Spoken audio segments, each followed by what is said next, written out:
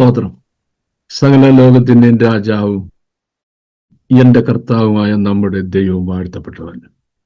ആ ധന്യവും നിസ്തുല്യ നാമത്തിൽ വീണ്ടും എല്ലാ ദൈവമക്കൾക്കും ഹൃദ്യമായി സ്നേഹവന്ദനം അറിയിച്ചുകൊണ്ട് നമ്മുടെ കാനഡയിൽ നടക്കുന്ന ഭാഷയിലേക്ക് എല്ലാവരെയും ഹാർദവമായി സ്വാഗതം ചെയ്യുന്നു. വിശുദ്ധ വെളിപ്പാട് പുസ്തകത്തിൽ നിന്ന് ഗഹനമായ ചില വിഷയങ്ങൾ നമ്മൾ ചിന്തിക്കാൻ തുടങ്ങി. അപ്പൊ ഞാൻ 2 weeks മുമ്പ് സ്റ്റാർട്ട് ചെയ്ത topics the judgement of the earth, ഭൂമിയുടെ ന്യായവിധി എന്നുള്ളതായിരുന്നു.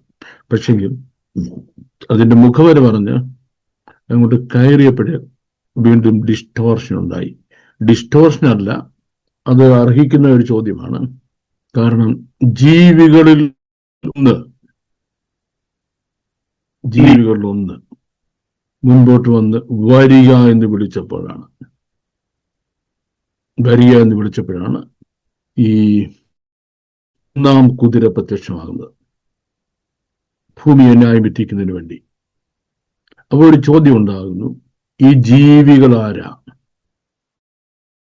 ഒന്നെന്ന് പറയുമ്പോൾ എന്താണ്? ജീവികളിൽ ഒന്നാമനെന്നോ രണ്ടാമനെന്നോ മൂന്നാമനെന്നോ നാലാമനെന്നോ പറഞ്ഞാൽ അവരുടെ ഒരു ഓർഡർ ഓഫ് പ്രിഫറൻസ് ഉണ്ട്. ഏറ്റവും മെച്ചപ്പെട്ടയാൾ ഒന്നാമൻ, ഇച്ചിരി താണയാൾ രണ്ടാമൻ, then the third is still lower and the fourth is the lowest. പക്ഷെ അങ്ങനെയല്ല ഓർഡർ പറയുന്നത്. one of the living beings. ഈ നമുക്ക് ധാരാളം പ്രശ്നങ്ങൾ, അതായത് ഇനാഡിക്വസീസ് ട്രാൻസ്ലേഷൻ മുഖാന്തരം ഭവിച്ച ഒരു പുസ്തകമാണ് വിശുദ്ധ വെളിപ്പാട് പുസ്തകം എന്നുള്ള സത്യം നിങ്ങൾ എപ്പോഴും മനസ്സിൽ വെച്ചിരിക്കണം. കാരണം ഈ ജീവി എന്നൊക്കെ പറയുന്നത് നമ്മുടെ മനസ്സിൽ തോന്നുന്നത് എന്തുവാ? ഒരു ജീവി അങ്ങനെ തോന്നത്തുള്ളൂ. അത് ഇംഗ്ലീഷാണ് അതിനെ കൊന്നു കളഞ്ഞു. വൺ ഓഫ് ദ ബീസ്റ്റ് എന്ന്, ഒരു ഭീകര ജീവി എന്ന് തോന്നും. അങ്ങനല്ല. ശരിക്കും പറഞ്ഞ ദാറ്റ് വിച്ച് റെപ്രസെന്റ്സ് ലൈഫ് എന്നാണ്. ജീവി എന്നുള്ളത് നിങ്ങൾ തിരിച്ചെഴുതേണ്ടത് ജീവന്റെ പ്രതിനിധികളായിട്ട് ദൈവസന്നിധിയിൽ നിൽക്കുന്ന ആളുകൾ എന്നാണ്. ജീവന്റെ പ്രതിനിധിയായി ഖയ്യീമാണ്. ഖയ്യീം എന്ന് പറഞ്ഞാൽ ലൈഫ് എന്നും റെപ്രസെന്റേറ്റീവ് ഓഫ് ലൈഫ് എന്നാണ്. പ്ലാനറ്റ് എർത്തിന്റെ ജീവജാലങ്ങളുടെ പ്രതിനിധികൾ സ്വർഗത്തിലുണ്ട്. പ്ലാനറ്റ് എർത്തിന്റെ ജീവജാലങ്ങളുടെ പ്രതിനിധികൾ സ്വർഗത്തിലുണ്ട്. അപ്പൊ ഖയ്യീം എന്നാണ് വേർഡ് വരുന്നത്. പക്ഷേ അത് മനസ്സിലാക്കി ഇത് വെറും ജീവിയല്ല, ഇത് വെറും ബീസ്റ്റ് അല്ല, ഇങ്ങനത്തെ വാക്കുകളൊന്നും ഉപയോഗിക്കരുത് എന്നുള്ള ഒരു സെൻസും ഇല്ലാതെ ചില ആളുകൾ എടുത്തിനെ അലക്കിക്കളഞ്ഞു. ഇങ്ങനെ എടുത്തിട്ട് അലക്കിയ നമുക്ക് കിട്ടിയ വികൃതമായൊരു വാക്കാണ് ജീവികളിലൊന്ന് എന്നുള്ളത്. 4 ജീവികളിലൊന്ന്. ചിലതങ്ങ് മൃഗമാക്കി കളയാം. അത് ഒരു ഭയങ്കര പരിപാടി. മൃഗമൊക്കെ ആക്കുക എന്ന് പറഞ്ഞാൽ ഒരു അൺതിങ്കബിൾ വേർഷനാണത്. അങ്ങനെയൊന്നും നിങ്ങൾ ചിന്തിച്ച് കളയരുത്. എനിക്ക് വെളിപ്പാട് പുസ്തകത്തിന്റെ ഹീബ്രു വേർഷൻ എടുത്ത് വായിച്ച് നിങ്ങൾക്ക് പറഞ്ഞു തരണമെന്ന് വലിയ ആഗ്രഹമുണ്ടെങ്കിലും ആ ലെവലിൽ പോകാൻ നമ്മുടെ ഈ ആഴ്ചകൾ ഒരിക്കലും ടോക്ക് ഷോ ഒന്നും അനുവദിക്കത്തില്ല. അങ്ങനെ പോയി കഴിഞ്ഞാൽ ഈ അവസാനം വരെ ഒന്നും ഇത് തീരാൻ പോകുന്നില്ല. നേരെ suppose we had everyday class, എല്ലാ ദിവസവും നമുക്ക് ഒരു 2 hours ക്ലാസ് ആണെന്നിരിക്കട്ടെ, എങ്കിൽ നമുക്ക് over A period of A few months നമുക്കത് കവർ ചെയ്ത് തീർക്കാവുന്നതാണ്. ഇപ്പൊ നമുക്ക് പറ്റത്തില്ല. പിന്നെ എനിക്കാകെ കഴിയുന്നത് ഇങ്ങനെ പ്രസക്തമായ ഭാഗങ്ങൾ വരുമ്പോൾ അവിടെ പരിഭാഷകർ കുഴപ്പിച്ചു കളഞ്ഞു എന്നൊരു ഇൻഫർമേഷൻ തരുവാൻ മാത്രമേ പറ്റത്തുള്ളൂ. അപ്പൊ നമുക്കിവിടെ ഈ ജീവികളെ കണ്ടുപിടിക്കണം. ഇവരാരാണെന്ന് കണ്ടുപിടിക്കണം. ഇവരുടെ പ്രസക്തി എന്താണെന്ന് കണ്ടുപിടിക്കണം. ഇവരെന്തായാലും സ്വർഗത്തിൽ കയറിപ്പോയിരിക്കുന്നത് എന്നും ചിന്തിക്കണം. ഇത്തരം കാര്യങ്ങൾ നമുക്ക് വളരെ പ്രധാനപ്പെട്ട കാര്യമാണ്. നമ്മൾ അതിന് ഒരു അനാലജി, ഒരു സിമ്പിൾ അനാലജി എടുത്തിട്ടാണ് നമ്മൾ അനാലജി എന്ന് പറഞ്ഞാൽ സാമ്യരൂപം എടുത്തിട്ട് തുടങ്ങേണ്ടത്. നമുക്ക് കേരളത്തിൽ ഭക്ഷ്യവകുപ്പുണ്ട്, കൃഷി വകുപ്പുണ്ട്, ഈ സാംസ്കാരിക വകുപ്പുണ്ട്. അതിനകത്ത് എന്തോരം സംസ്കാരം ഉണ്ടെന്ന് എനിക്കറിയത്തില്ല. പിന്നെ വിദ്യാഭ്യാസ വകുപ്പുണ്ട്. പിന്നെ ഇങ്ങനെ ഒരുപാട് വകുപ്പുകളുണ്ട് കേരളത്തിൽ. ഈ വകുപ്പുകളുടെ എല്ലാം ടോപ്പ് അധ്യക്ഷന്മാരെന്ന് പറയുന്നത് കേന്ദ്ര മന്ത്രിസഭയിലാണ് ഉള്ളത്. അവിടെ വിദ്യാഭ്യാസ മന്ത്രിയുണ്ട്, അവിടെ കൃഷി വകുപ്പ് മന്ത്രിയുണ്ട്, അവിടെ ഈ ഹെൽത്ത് മന്ത്രിയുണ്ട്, എല്ലാ മന്ത്രിമാരും അവിടെ ഉണ്ട്. അപ്പം അവർ ഈ വകുപ്പിന്റെ പ്രശ്നങ്ങൾ പ്രൈം മിനിസ്റ്ററുമായിട്ട് കമ്മ്യൂണിക്കേറ്റ് ചെയ്തുകൊണ്ടിരിക്കേണ്ടവരാണ്. അത്രയും പറഞ്ഞപ്പോൾ വളരെ നിസ്സാരമായി നിങ്ങൾക്ക് മനസ്സിലായി എന്നാണ് എൻ്റെ വിശ്വാസം. അപ്പോൾ ഇതേ സെൻസിൽ നമ്മൾ എടുക്കണം, ഭൂമിയിലെ ജീവജാലങ്ങൾ, God is concern not only with human beings എന്നാണ്. God is concern not only with human beings but the entire creations, so they have a representative there. അതുകൊണ്ടാണ് വിശുദ്ധ വേദോസ്തം പറയുന്നത്, അവൻ കരയുന്ന കാക്കക്കുഞ്ഞിനും അതതിൻ്റെ ആഹാരം കൊടുക്കുന്നതാണ്. മനസ്സിലായി? കാക്കക്കുഞ്ഞിന്റെ വായി കൊണ്ട് പാമ്പിനെ കെട്ടിക്കൊടുത്ത് എങ്ങനെ ഇരിക്കും? അതിന് കഴിക്കാൻ പറ്റുന്ന ആഹാരം കൊടുക്കുന്നതാണ്. അപ്പം അത് ദൈവത്തിന്റെ സ്വഭാവമാണ്. അപ്പം അതാണ് ഈ 4 ജീവികൾ എന്ന് പറയുമ്പോൾ നമ്മൾ ആദ്യം മനസ്സിലാക്കേണ്ടത്. ഒന്നാമത്തെ കാര്യം, all 4 corners of the earth have been represented in heaven എന്നുള്ളതാണ്. ഭൂമിയുടെ 4 കോർണറിൽ നടക്കുന്ന കാര്യങ്ങൾ സ്വർഗത്തിൽ അറിഞ്ഞുകൊണ്ടേയിരിക്കണം.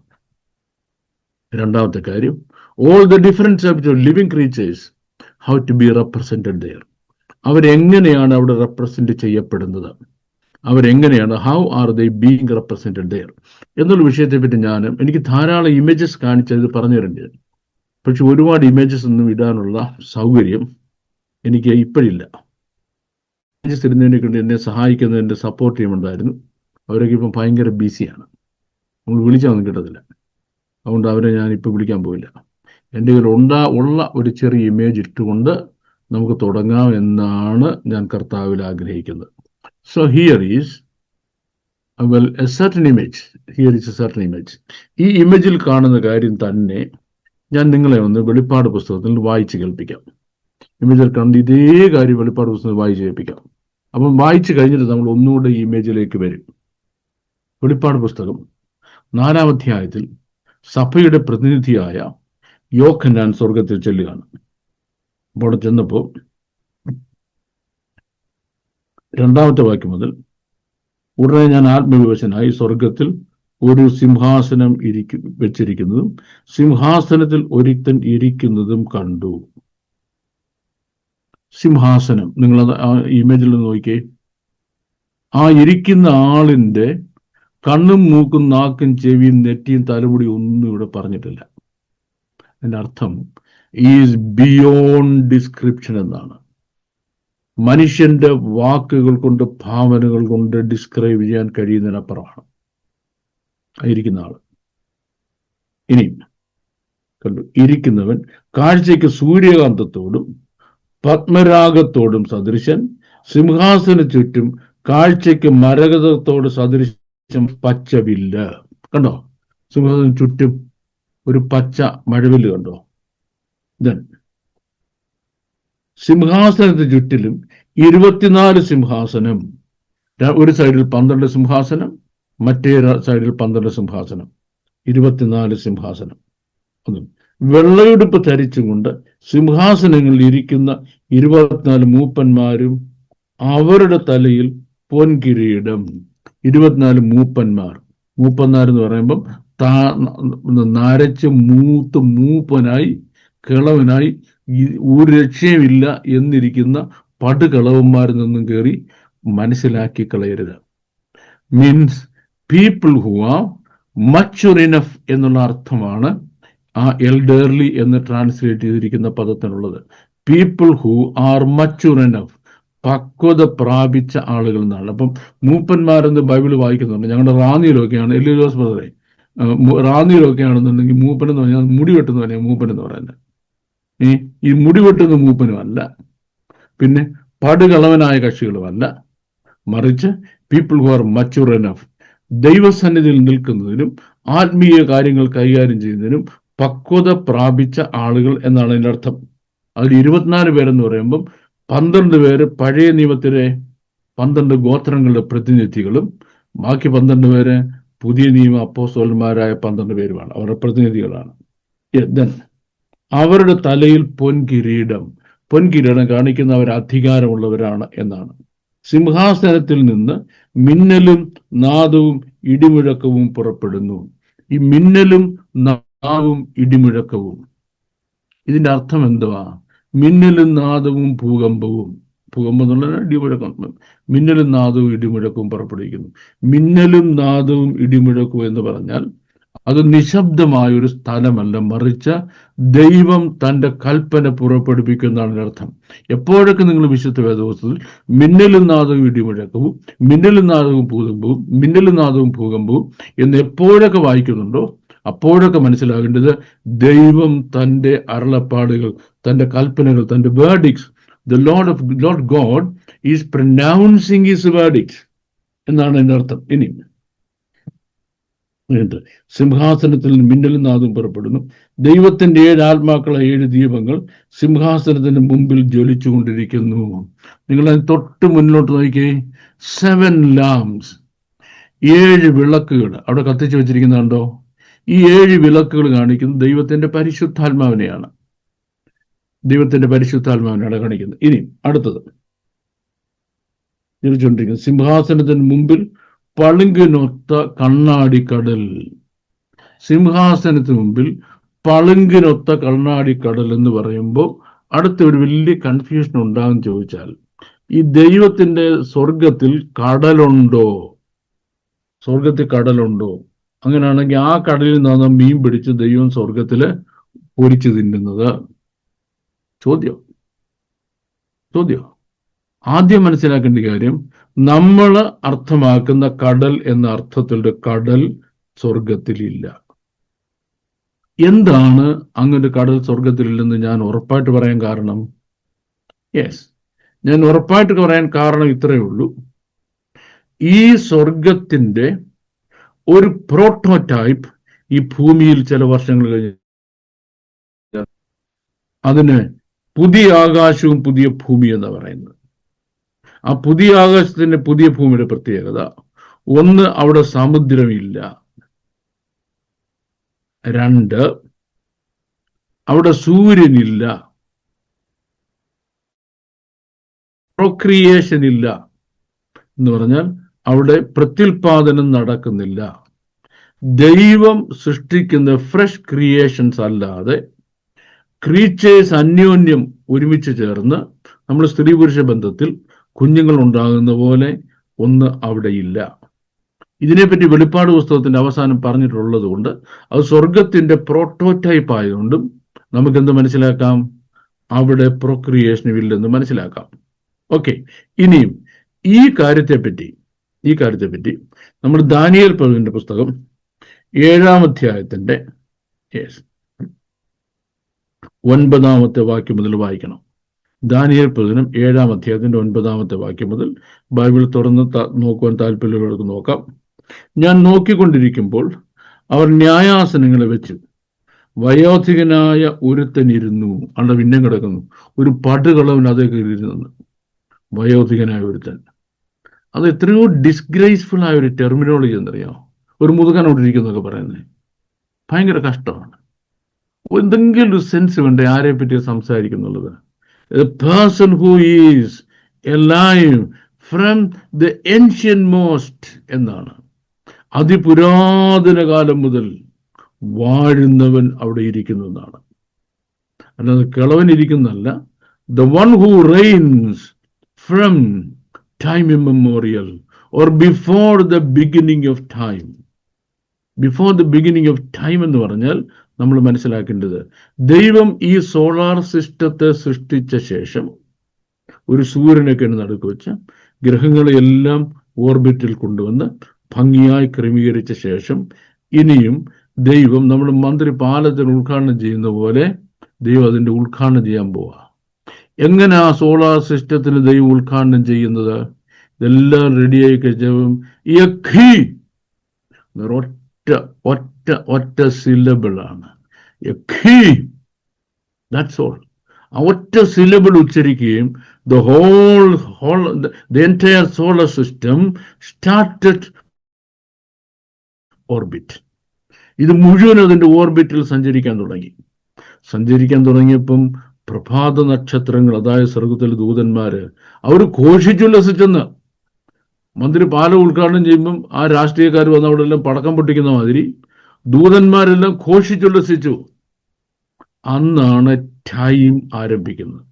നമ്മൾ മനസ്സിലാക്കുന്ന ടൈം എന്ന് പറയുന്നത് ആരംഭിക്കുന്നതെന്നാണ്. അതിനു മുമ്പ് ഈ ടൈമിൽ ദൈവം എങ്ങനെ എലൈവാണോ, അതിനു മുമ്പും ജീവനോടിരുന്ന ദൈവം അങ്ങനെ പരിഭാഷപ്പെടുത്താൻ പറ്റാത്തതുകൊണ്ടോ അല്ലെങ്കിൽ ഭാഷാപരമായ പരിമിതി കൊണ്ടോ എനിക്കറിയത്തില്ല. ഈ പരിഭാഷപ്പെടുത്തൽ എന്തോ ചെയ്തു, വയോധികനായ ഒരു പാട്ടുകളവനെ അവിടെ കൊണ്ടങ്ങ് വെച്ചു. എന്തോ ഒരു കഷ്ടമാണ്. അവന്റെ വസ്ത്രം ഹിമം പോലെ വെളുത്തതും അവന്റെ തലമുടി നിർമ്മലമായ ആട്ടിരോമം പോലെയും അവന്റെ സിംഹാസനം അഗ്നിജ്വാലയും അവന്റെ രഥചക്രങ്ങൾ കത്തുന്ന തീയുമായിരുന്നു. ഒരു അഗ്നി നദി അവന്റെ മുമ്പിൽ നിന്ന് പുറപ്പെട്ടു ഒഴുകി. So a river of fire, a river of fire burst out from before him. അപ്പം ഈ അഗ്നി നദി എന്തിനാണ് ഒഴുകിയതുള്ളതിനെ പറ്റി എനിക്ക് തോന്നുന്നു നമ്മുടെ മുമ്പുള്ള ക്ലാസ്സുകളിൽ ഞാൻ പറഞ്ഞിട്ടുണ്ട്. ഇല്ലെന്നുണ്ടെങ്കിൽ തന്നെ വരും ക്ലാസ്സുകൾ ഇതിൻ്റെ കണക്ഷൻസ് വരുന്നതുകൊണ്ട് പറയേണ്ടതായിട്ടുണ്ട്.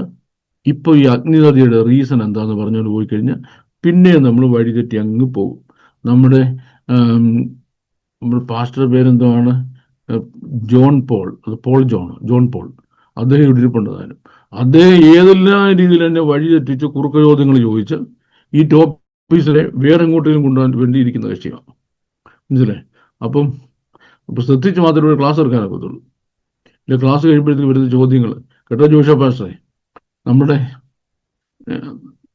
അറിവിലൊന്നും ഒതുങ്ങത്തില്ല. ബുദ്ധിക്കെത്താത്ത വൻകാര്യങ്ങളിലും അല്പ നിമിഷങ്ങളിൽ ഇടപെടുന്നില്ലെന്ന സംഘത്തിൽക്കാരൻ പറഞ്ഞിരുന്നത്. പ്രാണിനെ താലോലിച്ച് മിണ്ടാക്കിയിരുന്നു. അത് സമ്മതിക്കത്തില്ല. ഇപ്പൊ തന്നെ അങ്ങനെ സംഭവിക്കാത്തതുകൊണ്ട് ഞാൻ ഈ വിഷയത്തിലേക്ക് വരേണ്ടി വന്നത്. അപ്പം 4 ബീസ്റ്റിനെ പറ്റിയുള്ള ഒരു ഡിസ്ക്രിപ്ഷൻ നമ്മൾ അവിടെ കണ്ടു. ആദ്യം കണ്ടില്ല, 4 ബീസ്റ്റ് ഉണ്ടെന്ന് പറഞ്ഞേ ഉള്ളൂ. യെസ്, നടുവിലും സിംഹാസന ചുറ്റിലും 4 ജീവികൾ. ഞാൻ ജീവികളെ മാറ്റിക്കളഞ്ഞല്ലേ, രണ്ടല്ലോ, അവരെ തിരിച്ചു കൊണ്ടുവരണമല്ലോ. അവരില്ല നമ്മുടെ സംഗതി മുന്നോട്ട് പോകത്തില്ല. യെസ്, നോക്കാം. അവരൊന്നുകൂടെ അറിയപ്പ്. ഓക്കെ, 4 ജീവികൾ നിങ്ങൾ ശ്രദ്ധിച്ച് നോക്കിക്കോണം. ഇനി നിങ്ങൾ നിങ്ങളുടെ ബൈബിൾ നോക്കണ്ട, ഈ ജീവികളെ തന്നെ നോക്കി റെക്കഗ്നൈസ് ചെയ്യണം. ഞാൻ വായിക്കുന്നത് നിങ്ങളുടെ ചെവി കൊണ്ട് കേൾക്കുകയും കണ്ണുകൊണ്ട് ഈ ജീവികളെ ഒന്ന് കണ്ട് മനസ്സിലാക്കാൻ ശ്രമിക്കുകയും വേണം. 4 ജീവികൾ, അവയ്ക്ക് മുമ്പറവും പിൻപറവും കണ്ണ് നിറഞ്ഞിരിക്കുന്നു. എൻ്റെ ദൈവം തമ്പുരാനെ, മുന്നിലും കണ്ണുണ്ട്, പുറകിലും കണ്ണുണ്ട്. അതിന്റെ റീസൺ ഞാൻ പറഞ്ഞിരിക്കുന്നു. ഒന്നാം ജീവി സിംഹത്തിന് സദൃശ്യം. രണ്ടാം ജീവി, ആ സിംഹത്തിന് സദൃശ്യമായ ജീവിയെ നിങ്ങൾക്ക് എവിടെ കാണാൻ കഴിയുന്നത്? ഏറ്റവും ലെഫ്റ്റ് സൈഡിൽ. അവിടെ ഇങ്ങോട്ട് നോക്കിയാൽ റൈറ്റ് സൈഡിൽ, നമ്മൾ അങ്ങോട്ട് നോക്കുമ്പോൾ നമ്മുടെ ലെഫ്റ്റ് സൈഡിൽ. ഒന്നാം ജീവി സിംഹത്തിന് സദൃശ്യം. രണ്ടാം ജീവി കാളയ്ക്ക് സദൃശ്യം. ഓക്കെ, കാണാമല്ലോ, കറക്റ്റ് ഒരു കാള ഇങ്ങനെ നിൽക്കുന്നത്, വണ്ടിക്കാള. അവന്റെ നിപ്പു കണ്ടില്ലേ എൻ്റെ കർത്താവേ. രണ്ടാം ജീവി കാളയ്ക്ക് സദൃശ്യം. ഇനി മൂന്നാം ജീവി മനുഷ്യനെ പോലെ മുഖമുള്ളത്. താടിയൊക്കെ വെട്ടി ഇങ്ങനെ പറ്റ താടിയാണ്, ഇച്ചിരി നരച്ചിട്ടുണ്ട്. അത് മൂന്നാമത്തെ ജീവി. നാലാമത്തെ ജീവിയോ, നാലാം ജീവി പറക്കുന്ന കഴുകിന് സദൃശ്യം. ശ്രദ്ധിച്ചോണെങ്കിൽ അറ്റത്തെ പുള്ളി. ഇനി 4 ജീവികൾ ഓരോന്നിനും 6 ചിറകുള്ളതായി ചുറ്റിലും അകത്തും കണ്ണ് നിറഞ്ഞിരിക്കുന്നു. ഉണ്ട്, ഓരോ ജീവിക്കും 6 ചിറകുണ്ട്. ഇരിക്കുന്നവനും ഇരുന്നവനും വരുന്നവനുമായ സർവശക്തിയുള്ള കർത്താവായ ദൈവം പരിശുദ്ധൻ പരിശുദ്ധൻ പരിശുദ്ധൻ എന്ന് അവർ രാപ്പകൽ വിശ്രമം കൂടാതെ പറഞ്ഞുകൊണ്ടിരിക്കുന്നു. ഇരിക്കുന്നവനും ഇരുന്നവനും വരുന്നതിന് അർത്ഥം എന്തുവാ? എന്തോ ചെയ്യാം എന്ന് പറഞ്ഞാൽ ഇപ്പൊ ഇരിക്കും, മുമ്പ് അവിടെ ഇരിക്കുകയായിരുന്നു, ഇനി വീണ്ടും ഇരിക്കാൻ വരും. അങ്ങനെയുള്ള അതിൻ്റെ അർത്ഥം. He who had been living and now living and will be living for ever. ഒരിക്കൽ ജീവനോടിരുന്ന ആൾ ഇപ്പോഴും ജീവനോടിരിക്കുക, ഇനി എക്കാലവും ജീവനോടിരിക്കും. ആ ആളെന്നാണ് അതിൻ്റെ അർത്ഥം. അല്ലാതെ ഇരിക്കുന്ന പറയുമ്പം കസേരയിട്ടിരിക്കുന്നവരെ നമുക്ക് തോന്നുന്നത് നിങ്ങൾ ഈ ബൈബിൾ ക്ലാസ് ഇരിക്കാനിരിക്കുന്നവരി. അങ്ങനല്ല. പഠിക്കുന്നവരൊക്കെ ആ ജീവൻ ഭഗവാനും കൊടുത്തുകൊണ്ടിരിക്കുമ്പോൾ 24 മൂപ്പന്മാരും സിംഹാസനങ്ങളിൽ ഇരിക്കുന്നവന്റെ മുമ്പിൽ വീണ് എന്നേക്കും ജീവിച്ചിരിക്കുന്നവന് നമസ്കരിച്ച്, കർത്താവേ, നീ സർവവും സൃഷ്ടിച്ചവനും എല്ലാം നിന്റെ ഇഷ്ടം ഹേതുവാൽ ഉണ്ടായതും സൃഷ്ടിക്കപ്പെട്ടതുമാകയാൽ മഹത്വത്തിനും ബഹുമാനത്തിനും ശക്തിയും കൈക്കൊള്ളുവാൻ യോഗ്യൻ എന്ന് പറഞ്ഞുകൊണ്ട് തങ്ങളുടെ കിരീടങ്ങളെ സിംഹാസനത്തിന് മുമ്പിലിട്ടു. യെസ്, ഇതാണ് 4 ജീവികളുടെ ഡിസ്ക്രിപ്ഷൻ. ഈ 4 ജീവികളുടെ ഡിസ്ക്രിപ്ഷനെ പറ്റി ഡിസ്കഷൻ എന്ന കാര്യം നമ്മൾ ഇവിടെ നിർത്തുകയാണെങ്കിൽ നമ്മൾ സേഫാണ്, നമുക്ക് വലിയ ബുദ്ധിമുട്ടൊന്നുമില്ല. പക്ഷെ നമ്മൾ ഈ 4 ജീവികളുടെ ഡീറ്റെയിൽ ഡിസ്ക്രിപ്ഷൻ എന്ന വിഷയത്തിൽ കടക്കുക. ഡീറ്റെയിൽ ഡിസ്ക്രിപ്ഷൻ എന്ന വിഷയത്തിൽ കടക്കാൻ കാരണം മുമ്പേ പറഞ്ഞതുപോലെ നിങ്ങൾക്കൊരു പക്ഷെങ്കിൽ ഈ വിഷയം ഇത്രയും ഡീറ്റെയിൽഡ് ആയിട്ട് പഠിക്കാൻ വേറൊരു സമയം കിട്ടുമോ എന്ന് എനിക്കറിയത്തില്ല, കിട്ടത്തില്ലെന്ന് ഞാൻ പറയത്തില്ല. എന്നേക്കാൾ സമർത്ഥമായ രീതിയിൽ ഞാൻ പഠിപ്പിക്കുന്നതിനേക്കാൾ വളരെ ആധികാരികമായിട്ട് ഈ വിഷയം പഠിപ്പിക്കാൻ നമുക്ക് ധാരാളം ദൈവമക്കൾ, ദൈവദാസന്മാർ, സ്കോളറിലെ ആളുകൾ ഇന്ന് ഉണ്ട്. അവരെ ഓർത്ത് ഞാൻ ദൈവത്തിന് സ്തോത്രം ചെയ്യുന്നു. So I don't think I am the only one professional potentials to teach this particular topics. ഈ വിഷയം പഠിപ്പിക്കാൻ എന്തെങ്കിലും എക്സെപ്ഷണലായ പൊട്ടൻഷ്യലുള്ള ഒരു സ്കോളർ ഞാനാണ് എന്നൊന്നും ഞാൻ പറഞ്ഞിട്ടില്ല, അങ്ങനെ പറയാൻ പോകുന്നുമില്ല. നിങ്ങൾ അങ്ങനെ ചിന്തിക്കുക ചെയ്തത്. ഇനി നമ്മൾക്ക് ഇവരെ പറ്റിയുള്ള ഡിസ്കഷനിലേക്ക് നമ്മൾ വരാൻ പോവാണ്. കാരണം ഇവരെ പറ്റിയുള്ള ഡിസ്ക്രിപ്ഷൻ നമ്മൾ വരുന്നതിൻ്റെ റീസൺ, ഇത് വെളിപ്പാട് പുസ്തകം മുഴുവനും, ദ എൻറ്റയർ വെളിപ്പാട് പുസ്തകത്തിൽ നിറഞ്ഞിരിക്കുന്ന കക്ഷികളാണ് ഇവര്. രണ്ടാമത്തെ കാര്യം, ഇവർ വെളിപ്പാട് പുസ്തകം കൊണ്ട് തീരുന്നില്ല, ദ ഹോൾ ബൈബിൾ നിറഞ്ഞിരിക്കുന്നവരാണ് അവർ. എന്താ ഈ 4 ജീവികളുടെ പ്രത്യേകത? വെളിപ്പാടിന്റെ ആരംഭം മുതൽ അവസാനം വരെ ഇവരുണ്ട്. രണ്ടാമത്തെ കാര്യം, ദ എൻറ്റയർ ബൈബിൾ ഇവരെ നിറഞ്ഞിരിക്കുക. മൂന്നാമത്തെ കാര്യം, ബൈബിളിന്റെ അനേക പ്രവചന പുസ്തകത്തിൽ ഇവരായിട്ട് തന്നെ പ്രത്യക്ഷപ്പെടുന്നതുകൊണ്ട് ഇവരുടെ റോൾസ്, റെസ്പോൺസിബിലിറ്റീസ്, ഹൈറാർക്കി ഇല്ല, റോൾസ്, റെസ്പോൺസിബിലിറ്റീസ് നമ്മൾ മനസ്സിലാക്കേണ്ടതായിട്ടുണ്ട്. അപ്പൊ നമ്മൾ ഇനിയും പറയാൻ പോകുന്നത് കേട്ടോ, ഈ വെളിപ്പാട് പുസ്തകം 4-ാം അധ്യായത്തിന്റെ 6 മുതൽ 8 വരെയുള്ള വാക്യങ്ങൾ. ആദ്യം 4 beasts, 4 ജീവികൾ. എന്താണെന്ന് ഞാൻ പറഞ്ഞു, representatives of lifes on the planet earth. അങ്ങനെയാണ് അവരെ പറ്റി അറിയേണ്ടത്. ഭൂമിയിലെ ജീവന്റെ പ്രതിനിധികളായ 4 പേർ. അവര് വിങ്ഡ് ഏഞ്ചലിക് ബീയിങ്സ് ആയിട്ടാണ്, ചിറക് വിടർത്തുന്ന കഴുകന്മാരായിട്ടാണ്. അവരവിടെ മാത്രമാണ് വരുന്നതെങ്കിൽ നമുക്ക് പ്രോബ്ലം ഉണ്ട്. ഇവരുടെ ഏറ്റവും ഭംഗിയായിട്ടുള്ള വിവരണം യെഹെസ്കേൽ പ്രവചനം 10-ാം അധ്യായത്തിന്റെ 15 മുതൽ 22 വരെയുള്ള വാക്യങ്ങളാണ്. എസീക്കിയേൽ പ്രവാചകന്റെ പുസ്തകം 10-ാം അധ്യായത്തിന്റെ 15 മുതൽ 22 വരെയുള്ള വാക്യങ്ങൾ. വായിക്കാൻ എനിക്ക് സമയമില്ലാത്തതുകൊണ്ട് നിങ്ങൾ വായിച്ചോണം. Who guard the throne of God. ഒന്ന്, അവർ ദൈവസിംഹാസനത്തിന്റെ സെക്യൂരിറ്റി ഗാർഡുകളാണ്. അവരുടെ കണ്ണ് എന്തിനെ കുറിക്കുന്നതാണ്? അവരുടെ വിസ്ഡത്തെ കുറിക്കുന്നതാണ്. ചിറകുകള് അവരുടെ മൂവ്മെന്റിനെ കുറിക്കുന്നതാണ്.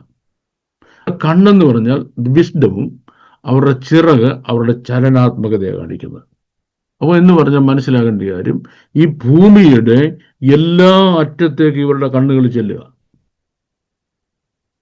അത് പുറത്തുള്ള കണ്ണ്.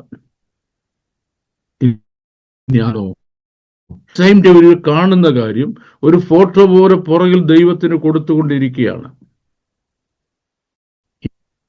ഞാനിനി നിങ്ങളെ അല്പമൊന്ന് ഡിസ്റ്റോർട്ട് ചെയ്യേണ്ട ഒരു ആവശ്യമുണ്ട്. ഡിസ്റ്റോർട്ട് ചെയ്യേണ്ട ആവശ്യം എന്ന് പറഞ്ഞാൽ, ദൈവം ന്യായാധിപതിയാണ്. In the end of the day ദൈവം ന്യായം വിധിച്ചേ പറ്റത്തുള്ളൂ. ന്യായം വിധിക്കണമെന്നുണ്ടെങ്കിൽ ഏത് കാര്യത്തിനും തെളിവുകൾ വേണം. തെളിവുകൾ എന്നുള്ളത് ഒരു തെളിവിന്റെ മാത്രം അടിസ്ഥാനത്തിൽ ഒരു ന്യായവിധി പുറപ്പെടുവിക്കാൻ പറ്റത്തില്ല. യഹൂദന്മാരോട് ആ കാര്യം പറഞ്ഞു കൊടുക്കുക ദൈവം പറഞ്ഞു, 2 or 3 സാക്ഷികളുടെ വായുമൊഴിയാൽ ഏത് കാര്യം ഉറപ്പാകുന്നത്. അപ്പൊ ദൈവം ഈ ഭൂമിയിൽ നടക്കുന്ന കാര്യങ്ങൾ, നമ്മൾ ചെയ്യുന്ന കാര്യങ്ങളെ ന്യായം വിധിക്കുന്നതിന് ദൈവത്തിന് up to second, split second information വേണം. ദൈവത്തിന് സ്പ്ലിറ്റ് സെക്കൻഡ് ഇൻഫർമേഷൻ വേണം. ഈ സ്പ്ലിറ്റ് സെക്കൻഡ് ഇൻഫർമേഷൻ കളക്ട് ചെയ്യുന്നതിന് വേണ്ടി ദൈവം ചെയ്യുന്നത് എന്തൊക്കെയാണ് നിങ്ങൾ മനസ്സിലാക്കണം. ഒന്നാമത്തെ കാര്യം, ദൈവം തൻ്റെ മാലാഖമാരെ, ദൂതന്മാരെ ഭൂമിയുടെ ഓരോ ഭാഗത്തും അയച്ചിട്ടുണ്ട്. എന്തിനു വേണ്ടി? ഓരോ വ്യക്തികളുടെ അടുത്തും അയച്ചിട്ടുണ്ട്. എന്തിനു വേണ്ടി? മുഴുവൻ കാര്യങ്ങൾ എഴുതി എഴുതി എഴുതി എഴുതി എടുത്ത് സ്വർഗത്തിൽ കൊണ്ടു കൊടുക്കാൻ. അത് അവരുടെ ഫസ്റ്റ് പേഴ്സൺ വിറ്റ്നസ് സ്റ്റേറ്റ്മെന്റ് ആണ്. അവരുടെ ഫസ്റ്റ് പേഴ്സൺ വിറ്റ്നസ് സ്റ്റേറ്റ്മെന്റ് ആണ്. ഇനി രണ്ടാമത്തെ കാര്യം, ഈ ഭൂമിയിലുള്ള എല്ലാ ദൈവക്കളുടെയും പ്രാർത്ഥന നഷ്ടപ്പെട്ടു പോകാതിരിക്കാൻ വേണ്ടി പ്രാർത്ഥന കളക്ട് ചെയ്യുന്നതിനുള്ള സ്വർണ്ണ ധൂപകലശമായി വേറെ ഒരു ദൂതനെ അയച്ചിട്ടുണ്ട്. ഇന്മാർക്ക് ചുറ്റും പാളയം ഇറങ്ങി അവരെ രക്ഷിക്കാൻ വേറൊരു ബറ്റാലിയനുമുണ്ട്. നോക്കിക്കോണേ, ദൈവത്തിന്റെ രഥസിംഹാസനത്തെ ചുമക്കുന്നതായ ദൂതന്മാരുണ്ട്. നമ്മൾ ഈ കാണിച്ച 4 പേരുണ്ടല്ലോ, അവരാണ്, ആ കൂട്ടരാണ്. അവരുടെ ഗുണം എന്നറിയാമോ? അവർക്ക് അകത്തും പുറത്തും കണ്ണുണ്ട്. അവർ ഈ ഭൂമിയിൽ കാണുന്ന എല്ലാം അപ്പം തന്നെ ഫോട്ടോഗ്രാഫിക്കായിട്ട് ഒപ്പിയെടുത്ത് ദൈവത്തിന് കൊടുക്കുന്നുണ്ട്. അപ്പൊ രണ്ടാമത്തെ ഇൻഫർമേഷൻ കണ്ടു. ആദ്യം ഞാൻ പറഞ്ഞു, സ്ക്രൈബ്സ് വന്നെല്ലാം എഴുതിയെടുത്ത് അവിടെ കൊണ്ട് കൊടുക്കും. രണ്ടാമത്തെ കാര്യം, ഈ ഫോട്ടോഗ്രാഫിക് ഇൻഫർമേഷൻ അവിടെ കിട്ടുന്നാമത്തെ കാര്യം, ദൈവത്തിന്റെ ഇറ്റേണൽ വിശുദ്ധത്തിൽ, തൻ്റെ ദൈവം എന്ന ജ്ഞാനത്തിൽ മറഞ്ഞിരിക്കുന്ന ഒന്നുമില്ല. കാരണം അഗ്നിജ്വാലക്കത്തുള്ള കണ്ണുള്ളവന് പറഞ്ഞിട്ട് അവന് മറഞ്ഞിരിക്കുന്ന ഒരു സൃഷ്ടിയുമില്ല. There is nothing from God. ഇനി ഒരു കാര്യം നമ്മൾ മനസ്സിലാക്കണം. നിങ്ങൾക്ക്, ഞാനീ പറയുമ്പോൾ നിങ്ങൾക്ക് ഒത്തിരി പേർക്ക് ചുമ്മാ ഇരിക്കുന്ന അവർക്ക് അതിനകത്തൊരു വിശ്വാസം ഇല്ലാതുണ്ട്. അവർ പറയുന്നത് ബാബുയോൻ സാറ് ചുമ്മാ ബെട്ടായി അടിക്കുകയെന്ന്. നിങ്ങൾക്ക് ദേഷ്യം വന്ന് വെളിപ്പാട് പുസ്തകം എബ്രായ ഭാഷ എന്ന് പറഞ്ഞപ്പോഴത്തേക്ക് കുറെ പേർക്ക് എന്തോ ദേഷ്യം വന്നിരിക്കും. പാസ്റ്റർമാർക്ക് ദേഷ്യം വന്നിരിക്കും. ആര് പറഞ്ഞു പറഞ്ഞിരിക്കുകയാണ്. അത് ക്ലാസ്സിലിരിക്കാന്ന് ഞാൻ കാണിച്ചു തരാം. രണ്ടാമത്തെ കാര്യം, ചിലർ പറഞ്ഞു ഞാനിതൊക്കെ ഭാവനയെ പറയുന്നതാണ്. ഭാവനയില്ലാത്തവർ സ്വർഗത്തിൽ പോകാനൊക്കത്തില്ല. ഞാൻ കണ്ടിട്ടില്ല സ്വർഗത്തിൽ വരില്ല ഞാൻ പറയുന്നത്, അല്ലേ? ഭാവനയില്ലാത്തവർ സ്വർഗത്തിൽ പോകാനൊക്കത്തില്ലല്ലോ. നിങ്ങൾ വിശ്വസിച്ചാലും വിശ്വസിച്ചില്ലെങ്കിലും സ്വർഗത്തിൽ ചെല്ലുമ്പോൾ നമ്മുടെ അവസാനത്തെ പോർട്ട്ഫോളിയോയിൽ ഒന്ന്, കർത്താവിനോടുകൂടി സിംഹാസനങ്ങളിൽ നിന്ന് സകല സൃഷ്ടിയെ ന്യായം വിധിക്കുക. ന്യായം വിധിക്കാൻ വരുന്നുണ്ടേ. ഇപ്പൊ നമ്മുടെ അനൂജ് ബാലകൃഷ്ണൻ സാറ് ഇങ്ങനെ മജിസ്ട്രേറ്റിന്റെ കോട്ടൊക്കെ ഇട്ട് എന്താ, അപ്പൊ ജസ്റ്റിസ് അനൂജ് എന്നാണ് ടേബിളിൽ എഴുതിയിരിക്കുന്നത്, ടൈറ്റിൽ എഴുതിയിരിക്കുന്നത്. അപ്പൊ നോക്കിക്കോണേ, അടുത്തുള്ള ഒരു കള്ളുകൂടിയനെ കണ്ടോ, നേരെ പിടിച്ച് ദൂതൻ സാറിന്റെ മുന്നേ കൊണ്ടൊക്കെ വരുമ്പം എത്ര ഡോക്യുമെന്റ്സ് ആണ് അവിടെ വരുന്നത് പറയാം. ഒന്ന്, ഇവന്റെ ജീവകാലം സംബന്ധിച്ച മുഴുവൻ കാര്യങ്ങളെ പറ്റി ഒരു ഏഞ്ചൽ എടുത്ത ഫോട്ടോ മുഴുവൻ, ഈ കക്ഷികളെടുത്ത ഫോട്ടോ മുഴുവൻ അവിടെ വരും. ഇവൻ കള്ളു കുടിക്കാൻ പോയതും തേങ്ങ പൊട്ടിക്കാൻ പോയതും മുഴുവൻ അവിടെ വരും. ഇവൻ ചെയ്തതും പറഞ്ഞതും പ്രവർത്തിച്ചതും ചിന്തിച്ചതും മുഴുവൻ കാര്യങ്ങളും റിട്ടേൺ റെക്കോർഡ് അവിടെ വരും. 3, സ്വർഗസ്ഥനായ ദൈവം തൻ്റെ ഇറ്റേണൽ വിസ്ഡത്തിൽ, ദിവ്യജ്ഞാനത്തിൽ മനസ്സിലാക്കുന്ന കാര്യങ്ങളും വരും. ഇത്രയും പ്ലസ് തൻ്റെ ജനത്തെ ന്യായം വിധിക്കേണ്ടതിന് ദൈവം ആകാശത്തെയും ഭൂമിയെയും വിളിക്കും. അവരുടെ വിറ്റ്നസ് സ്റ്റേറ്റ്മെന്റും വേണം. ഇവരെ ചെയ്യാൻ പറ്റുമോ? ഇല്ല. ഇത്രയും കാര്യങ്ങളുടെ റെക്കോർഡിങ് ഇപ്പൊ സ്വർഗത്തിൽ നടന്നുകൊണ്ടിരിക്കുക. ഞാനിവിടെ ക്ലാസ് എടുത്തുകൊണ്ടിരിക്കുന്ന കാര്യം ഇവിടെ സ്വർഗത്തിൽ നടന്നുകൊണ്ടിരിക്കുക, റെക്കോർഡ് ചെയ്തുകൊണ്ടിരിക്കുകയാണ്. So you got the point. അതിനാണ് ഈ 4 ജീവികളുടെയും പ്രാധാന്യം എന്ന് പറയുന്നത്. 4 ജീവികളുടെയും പ്രാധാന്യം എന്ന് പറഞ്ഞാൽ അവിടെ. അപ്പം അകത്തും പുറത്തും കണ്ടുള്ളതിന്റെ പ്രത്യേകത, ഇവിടെ നടക്കുന്ന മുഴുവൻ കാര്യങ്ങളും ഒരൊറ്റ കാര്യം പോലും വിടാതെ സ്വർഗത്തിൽ റിപ്പോർട്ട് ചെയ്തുകൊണ്ടിരിക്കണം എന്നുള്ളതാണ്. യെഹെസ്കേൽ 10-ാം അധ്യായം 15-22 വരെ പറഞ്ഞിട്ടുണ്ട്. അപ്പൊ ഇനി പറഞ്ഞു, they worship God as did the seraphim in Isaiah's vision.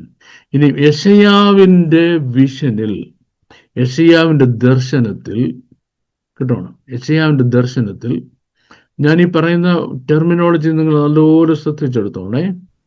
ദൂതന്മാർ ദൈവത്തിന്റെ മുഖം കണ്ട് ആരാധിക്കുന്നു. നമ്മൾ എന്തുകൊണ്ട് ദൈവത്തിന്റെ മുഖം കണ്ട് നമ്മൾ ആരാധിക്കുന്നില്ല? നമ്മൾ ദൂതന്മാരെ പോലെ ദൈവത്തിന്റെ മുഖം കാണുന്നില്ല. അവരോ ദൈവത്തിന്റെ മുഖം കണ്ട് ആരാധിക്കുന്നു. അപ്പോഴത്തേക്ക് നമുക്ക് എന്തോ ഉശിരായി കഴിഞ്ഞറിയാം. ഉള്ള കാര്യം ഞാൻ പറയാം. 2 ചിറക് കൊണ്ട് പാദം മൂടി, 2 വിരൽ കൊണ്ട് മുഖം മൂടി, 2 ചിറക് കൊണ്ട് പറന്നു. അപ്പൊ എതിലെയാ ദൈവത്തിന്റെ മുഖം കാണുന്നത്? ഷാജി മാത്യു പാസ്റ്ററെ, എതിലെയാ ദൈവത്തിന്റെ മുഖം കാണുന്നത്? ദൈവത്തിന്റെ മുഖം കാണുമ്പോ ഈ ചിറകിന്റെ അവിടെയുള്ള അതുണ്ടല്ലോ തൂവല, ഇച്ചിരി ഒന്ന് മാറ്റി ഒരു ഇങ്ങനെ ഇറുക്ക കണ്ണുകൂടെ നോക്കുമല്ലേ. Angels have no permission to look at God's face. ദൂതന്മാർ ദൈവത്തിന്റെ മുഖം കണ്ട് ആരാധിക്കുന്നു എന്ന് വിളിച്ച് പറഞ്ഞു കളയരുത്. അവർ ദൈവത്തിന്റെ മുഖം കാണാൻ അവർക്ക് പെർമിഷൻ ഇല്ല. 2, യെശയ്യാ പ്രവാചകന്റെ പുസ്തകം 6-ാം അധ്യായം 1 മുതൽ വായിക്കുമ്പോൾ അവിടെ ദൂതരിൽ ഒരുത്തനോട് ഈ വിളിച്ചു പറയുക, സൈന്യങ്ങളുടെ ദൈവമായ യഹോവ പരിശുദ്ധൻ പരിശുദ്ധൻ പരിശുദ്ധൻ എന്ന് ആർത്ത് വിളിച്ചു പറയുക. ആർത്ത് വിളിച്ച് ദൈവത്തെ സ്തുതിച്ചു. ദൈവത്തെ ആരാധിച്ചെന്ന് പറഞ്ഞോ? പറഞ്ഞില്ല. എന്തുകൊണ്ട് ദൈവത്തെ ആരാധിച്ചു എന്ന് പറഞ്ഞില്ല? അതിന്റെ റീസൺ ഉണ്ട്. കാരണം ആരാധനകളുടെ പെർമിഷൻ ആർക്കാന്നുള്ളത് നോക്കണം കേട്ടോ. ആരാധനകളുടെ പെർമിഷൻ ആരാന്ന് നോക്കണം. ഇവരെങ്ങനെ വിളിച്ചു പറയുമ്പോ 24 മൂപ്പന്മാരിൽ ഓരോരുത്തൻ തങ്ങളുടെ കിരീടങ്ങളെ താഴ്ത്തിയിട്ടിട്ട് സ്വർഗസ്ഥനായ ദൈവത്തോട് അവരെന്താ ദൈവത്തെ വീണ് നമസ്കരിക്കുന്നു. ഒരു ഭാഗത്തു നിന്ന് നടക്കുന്നു സ്തുതി നടക്കുന്നു, മറുഭാഗത്തു നിന്ന് നടക്കുന്നു നമസ്കാരം നടക്കുന്നു. ഈ വീണ്ടും നമസ്കാരം എബ്രായ ഭാഷയിൽ ഷക്ക് ആഖ് എന്നാ പറയുന്നത്. ഷക്കാഖ് എന്ന വാർഡ് 90 to 94 ടൈംസ് ബൈബിളിൽ പറഞ്ഞിട്ടുണ്ട്. അതിൻ്റെ അർത്ഥം ആരാധിക്കുക എന്നാണ്. അതിൻ്റെ അർത്ഥം ഈ ദൂതന്മാർ ചെയ്യുന്ന പോലെ അട്ടഹസിക്കുന്നല്ല. നമുക്ക് ആർത്തട്ടഹസിച്ച് ദൈവത്തെ ആരാധിക്കാം, ശബ്ദം ഉയർത്തി ദൈവത്തെ ആരാധിക്കാം, കരങ്ങളെ അടിച്ച് ദൈവത്തെ ആരാധിക്കാം, അന്യ ഭാഷകളിൽ ആരാധിക്കാം. ഇങ്ങനെയൊക്കെ പറയുന്ന കേമന്മാരെ വിട്ടിരിക്കുന്നുള്ള എനിക്കറിയാം. ഞാൻ പറഞ്ഞേക്കാം, ഇതെല്ലാം ആവശ്യമാണ് ദൈവത്തെ സ്തുതിക്കാൻ. ഇതൊക്കെ ദൈവത്തെ സ്തുതിക്കാനാണ് ആവശ്യം. ദൈവത്തെ ആരാധിക്കുമ്പോൾ അന്യഭാഷകളുമില്ല, കയ്യടിയുമില്ല, ചാട്ടവുമില്ല, ബഹളവുമില്ല, വാക്ക് സംസാരിക്കുന്നില്ല. വീണ്ടും നമസ്കരിച്ചിട്ട് അവർ സ്തുതിക്കുന്നതിന് വേണ്ടി, പിതാവേ, അങ്ങയുടെ ഇഷ്ടത്തിന് ഞങ്ങൾക്ക് ജീവൻ നൽകി, അങ്ങ് ജീവജാതമായ, അതുകൊണ്ട് അവിടുന്ന് സകല സ്തോത്രത്തിനും സ്തുതിക്കും ആരാധനയ്ക്കും പുകഴ്ചയ്ക്കും യോഗ്യനെന്ന് പറയുന്നു. പക്ഷെങ്കിൽ അതെന്താ? പക്ഷെ എന്താണ്? അവര് ആരാധിക്കുമ്പോൾ ഈ പറഞ്ഞ ഒരു സംഗതിയില്ല, വീണ്ടും നമസ്കരിക്കുന്നേ ഉള്ളൂ. അപ്പുറത്ത് വലിയ ശബ്ദത്തിൽ നടക്കുന്നത് അത് ആരാധനയല്ല, അത് സ്തുതിക്കുക. ദൂതന്മാർക്ക് പെർമിഷൻ ഉണ്ട്. എന്തിനുള്ള പെർമിഷൻ ഉണ്ട്? സ്തുതിക്കാനുള്ള പെർമിഷൻ ഉണ്ട്. ആരാധനകളുടെ പെർമിഷൻ ദൂതന്മാർക്കുണ്ടോ? നിങ്ങളൊരു പക്ഷേ ആദ്യമായിട്ട് രീതി കേൾക്കുന്നത്. ആരാധനകളുടെ പെർമിഷൻ ദൂതന്മാർക്കുണ്ടോ? ദൂതന്മാർക്കുണ്ടോ ഇല്ലയോ എന്ന് അറിയണമെങ്കിൽ ദൈവത്തിന്റെ ജനം ദൈവത്തെ ആരാധിക്കുമ്പോൾ ദൂതന്മാരും കുനിഞ്ഞു നോക്കുക. Had we been given that permission ever എന്ന് ഞങ്ങൾക്ക് എന്തെങ്കിലും ഈ ജീവനുള്ള ദൈവത്തെ ആരാധിക്കാൻ ഒരു പെർമിഷൻ കിട്ടിയിരുന്നെങ്കിൽ, നിങ്ങൾക്ക് എന്തുകൊണ്ട് ഒരു പക്ഷെങ്കിൽ, നിങ്ങൾക്ക് അറിയാവുന്ന എൻ്റെ വിശ്വാസം, ഒരു പക്ഷെങ്കിൽ നിങ്ങൾക്ക് അറിയത്തില്ലെങ്കിൽ നിങ്ങൾക്ക് എപ്പോൾ മനസ്സിലാക്കാൻ കഴിയും?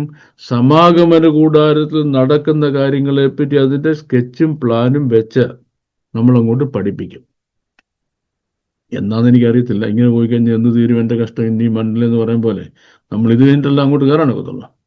വരാം. സമാഗമന കൂടാരത്തിലെ സ്കെച്ചും പ്ലാനും വെച്ച് പഠിച്ചു കഴിയുമ്പോഴും മനസ്സിലാകത്തുള്ളൂ ആരാധന നടക്കേണ്ട സ്ഥലം എവിടാണ്. Holiest of the holy. Holiest of the ഹോളിയിൽ ദൂതന്മാർക്ക് പ്രവേശനമുണ്ടോ? പ്രവേശനമില്ല.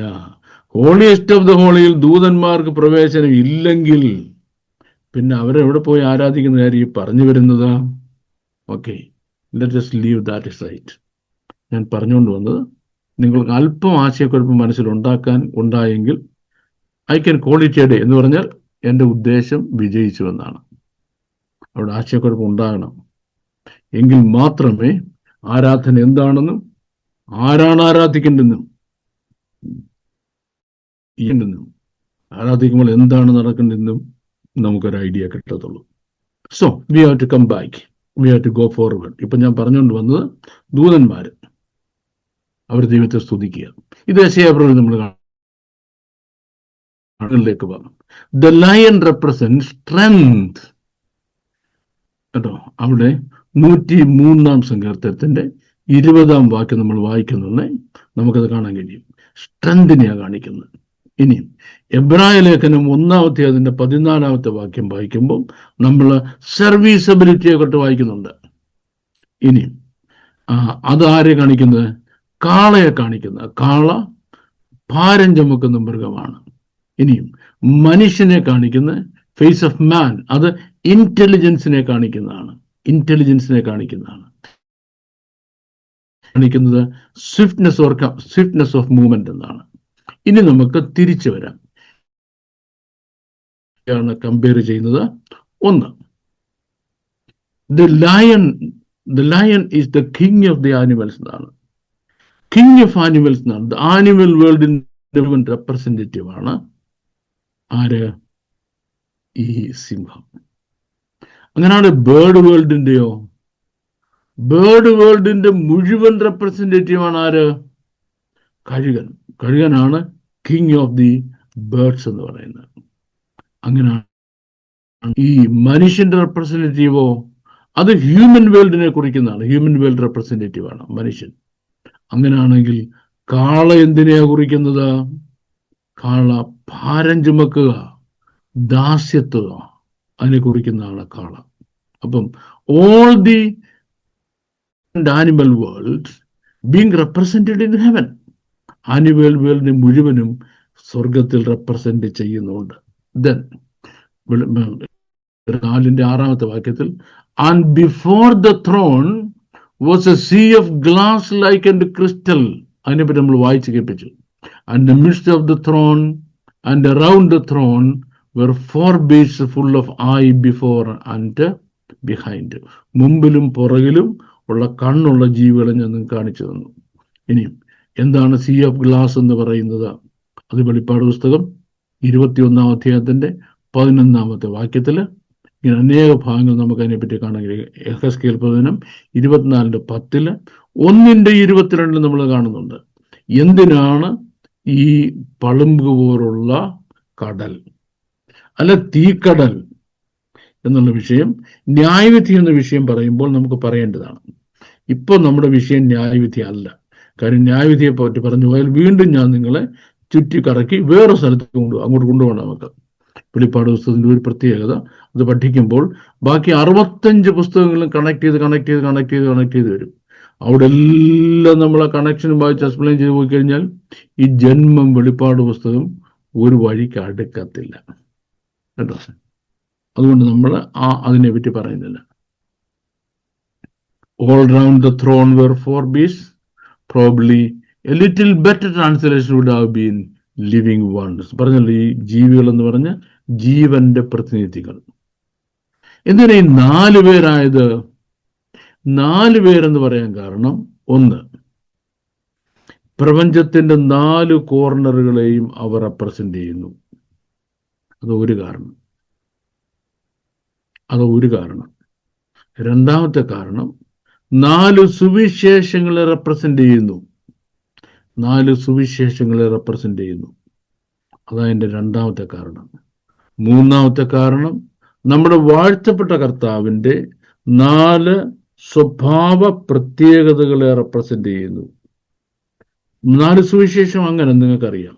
മത്തായിയുടെ സുവിശേഷം നമ്മുടെ വാഴ്ത്തപ്പെട്ട കർത്താവിനെ യഹൂദന്മാരുടെ രാജാവായിട്ടും, ഇനി മർക്കോസിന്റെ സുവിശേഷം നമ്മുടെ വാഴ്ത്തപ്പെട്ട കർത്താവിനെ മനുഷ്യവർഗത്തിന്റെ ദാസനായിട്ടും, ലൂക്കോസിന്റെ സുവിശേഷം നമ്മുടെ വാഴ്ത്തപ്പെട്ട കർത്താവിനെ തികഞ്ഞ മനുഷ്യനായിട്ടും, യോഹന്നാന്റെ സുവിശേഷം നമ്മുടെ വാഴ്ത്തപ്പെട്ട കർത്താവിനെ very God of the very God, തികഞ്ഞ ദൈവമായിട്ടും ചിത്രീകരിക്കുന്നു. അപ്പൊ നമ്മുടെ വാഴ്ത്തപ്പെട്ട കർത്താവ് ഈ 4 ജീവികൾ കൂടെ പ്രകടമാകുന്നു. അതാണ് 4ന്റെ വേറെ അർത്ഥം കേട്ടോ. Although not omniscient and attributes served for God alone, these angels have comprehensive knowledge and perceptions. വളരെ കോംപ്രിഹെൻസീവായ അറിവും വീക്ഷണങ്ങളുള്ളവരാണ് ഈ 4 പേരും. The eyes denote wisdom of intelligence. കേട്ടോ, അവർ കണ്ണ് ഞാൻ പറഞ്ഞല്ലോ, അത് സൂക്ഷ്മ ബുദ്ധിയാണ്. These beings look before and behind. അത് ഞാൻ പറഞ്ഞു. അവരെന്തുകൊണ്ട് ഈ അകത്തും പുറത്തും കള്ളുണ്ടാകുന്നുള്ള കാര്യം. Then ഇവര് ഗോസ്പൽസിന്റെ റെപ്രസെന്റ് എന്ന് പറഞ്ഞു. അവർ വിശുദ്ധം കൊണ്ട് നിറഞ്ഞിരിക്കുക എന്ന് പറഞ്ഞു. ഇനി ഇവരെ എങ്ങനെയാണ് ഗോസ്പൽസ് റെപ്രസെന്റ് എന്നുള്ള കാര്യം ഞാൻ പറഞ്ഞു കഴിഞ്ഞു.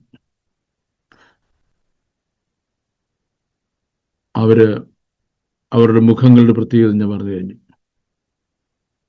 ഈ 4ന്റെ 7-ാം അധ്യായത്തില് and the first beast was like a lion.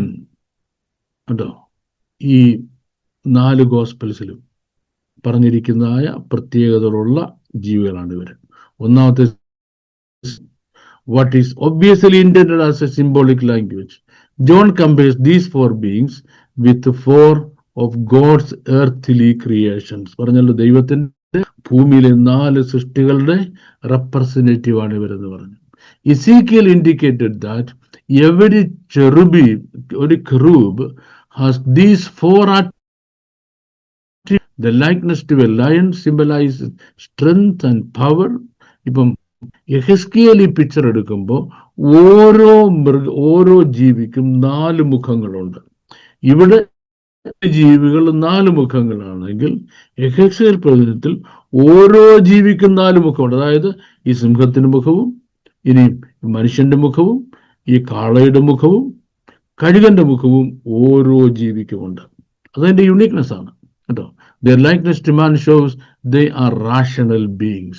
അവരുടെ മനുഷ്യനുമായിട്ടുള്ള ലൈക്നെസ് എന്താ കാണിക്കുന്നത്? They are rational beings.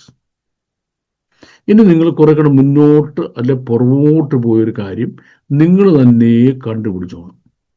എന്നോട് ചോദിക്കരുത്. കാരണം ഇവിടെ ക്ലാസ് പഠിപ്പിക്കുന്ന ഈ നമ്മുടെ കൊച്ചു പാസ്റ്റർമാർക്ക്, ഫ്യൂച്ചർ പാസ്റ്റർമാർക്ക് ഈ ഒറ്റ കാര്യം പറഞ്ഞു എന്തറിയാമോ? സാറേ, ഉൽപ്പത്തി പുസ്തകം 6-ാം അധ്യായത്തിൽ ദൈവത്തിന്റെ പുത്രൻ മനുഷ്യന്റെ പുത്രന്മാരും കൂടെ ഉണ്ട്, അങ്ങനെ എല്ലാം പോയി. ഇവരാരാ സാറേ? ഞാൻ ചോദിക്കും, എൻ്റെ കുഞ്ഞെ, നിനക്ക് വേദവസം വായിച്ചിട്ട് വേറെ ഒരു കാര്യം അറിയണ്ട, മറ്റൊന്നും അറിയണ്ട. ചെറിയ നോളജ് വലിയ രസമാണ് കേട്ടോ. ഞാൻ ഒരിക്കൽ ഗൾഫിൽ ബൈബിൾ ക്ലാസ് ഒക്കെ ആയിരുന്നപ്പോഴേ ഒരു പ്രായമായ ഒരു അപ്പച്ചൻ, നാട്ടിലുള്ളൊരു ഉപദേശപ്പച്ചൻ എന്നോട് ചോദിച്ചു, സാറേ എനിക്കൊരു സംശയമുണ്ട്. ഞാൻ കേട്ടോ, ഈ വെളിപ്പാട് പുസ്തകം 12-ാം അധ്യായത്തിൽ സൂര്യനെ അറിഞ്ഞൊരു സ്ത്രീ, ഇവരാരാണ്? ഞാൻ കുറച്ചു നേരം മിണ്ടായിരുന്നു. അപ്പച്ച ചോദിച്ചാൽ എന്താ പാസ്റ്റർ ഒന്നും പറയാത്തത്? ഞാൻ പറഞ്ഞു, എൻ്റെ അപ്പച്ച, ഈ വേദപുസ്തകത്തിൽ മനുഷ്യന് പറഞ്ഞില്ല എന്തുമാത്രം കാര്യങ്ങൾ കിടക്കും. ഇതൊന്നും അപ്പച്ചൻ ഈ സൂര്യനെ അറിഞ്ഞ പെണ്ണുമ്പിള്ളാരെന്നറിയണം. വേറെ ഒറ്റ കാര്യം നിങ്ങൾക്ക് അറിയണ്ടായോ? ഇത്രയും പ്രായമായില്ല, ഇതാണ് ഇപ്പോഴും കയ്യിൽ വെച്ചുകൊണ്ടിരിക്കുന്നത്. പെമ്പറന്നവർക്ക് എങ്ങനെ അറിഞ്ഞാല് അവരെന്തോ അറിയും എന്നൊക്കെ പറഞ്ഞ് ഞാൻ പറഞ്ഞു കൊടുത്തു. കുഴപ്പമില്ല, ഞാൻ നിങ്ങളോട് പറഞ്ഞതാണ്. ഈ ചില കാര്യങ്ങൾ നമ്മൾ വെളിപ്പാട് പുസ്തകത്തിൽ പഠിച്ചിട്ട് പുറമോട്ട് പോകണം. അതായത് ഇവരാരാണെന്ന് അറിയണമെങ്കിൽ ഉൽപ്പത്തി പുസ്തകം 6-ാം അധ്യായത്തിലെ ഈ ദൂതന്മാരാരാണെന്ന് അറിയണമെങ്കിൽ നമ്മൾ വെളിപ്പാട് പുസ്തകം വരെ വരണം.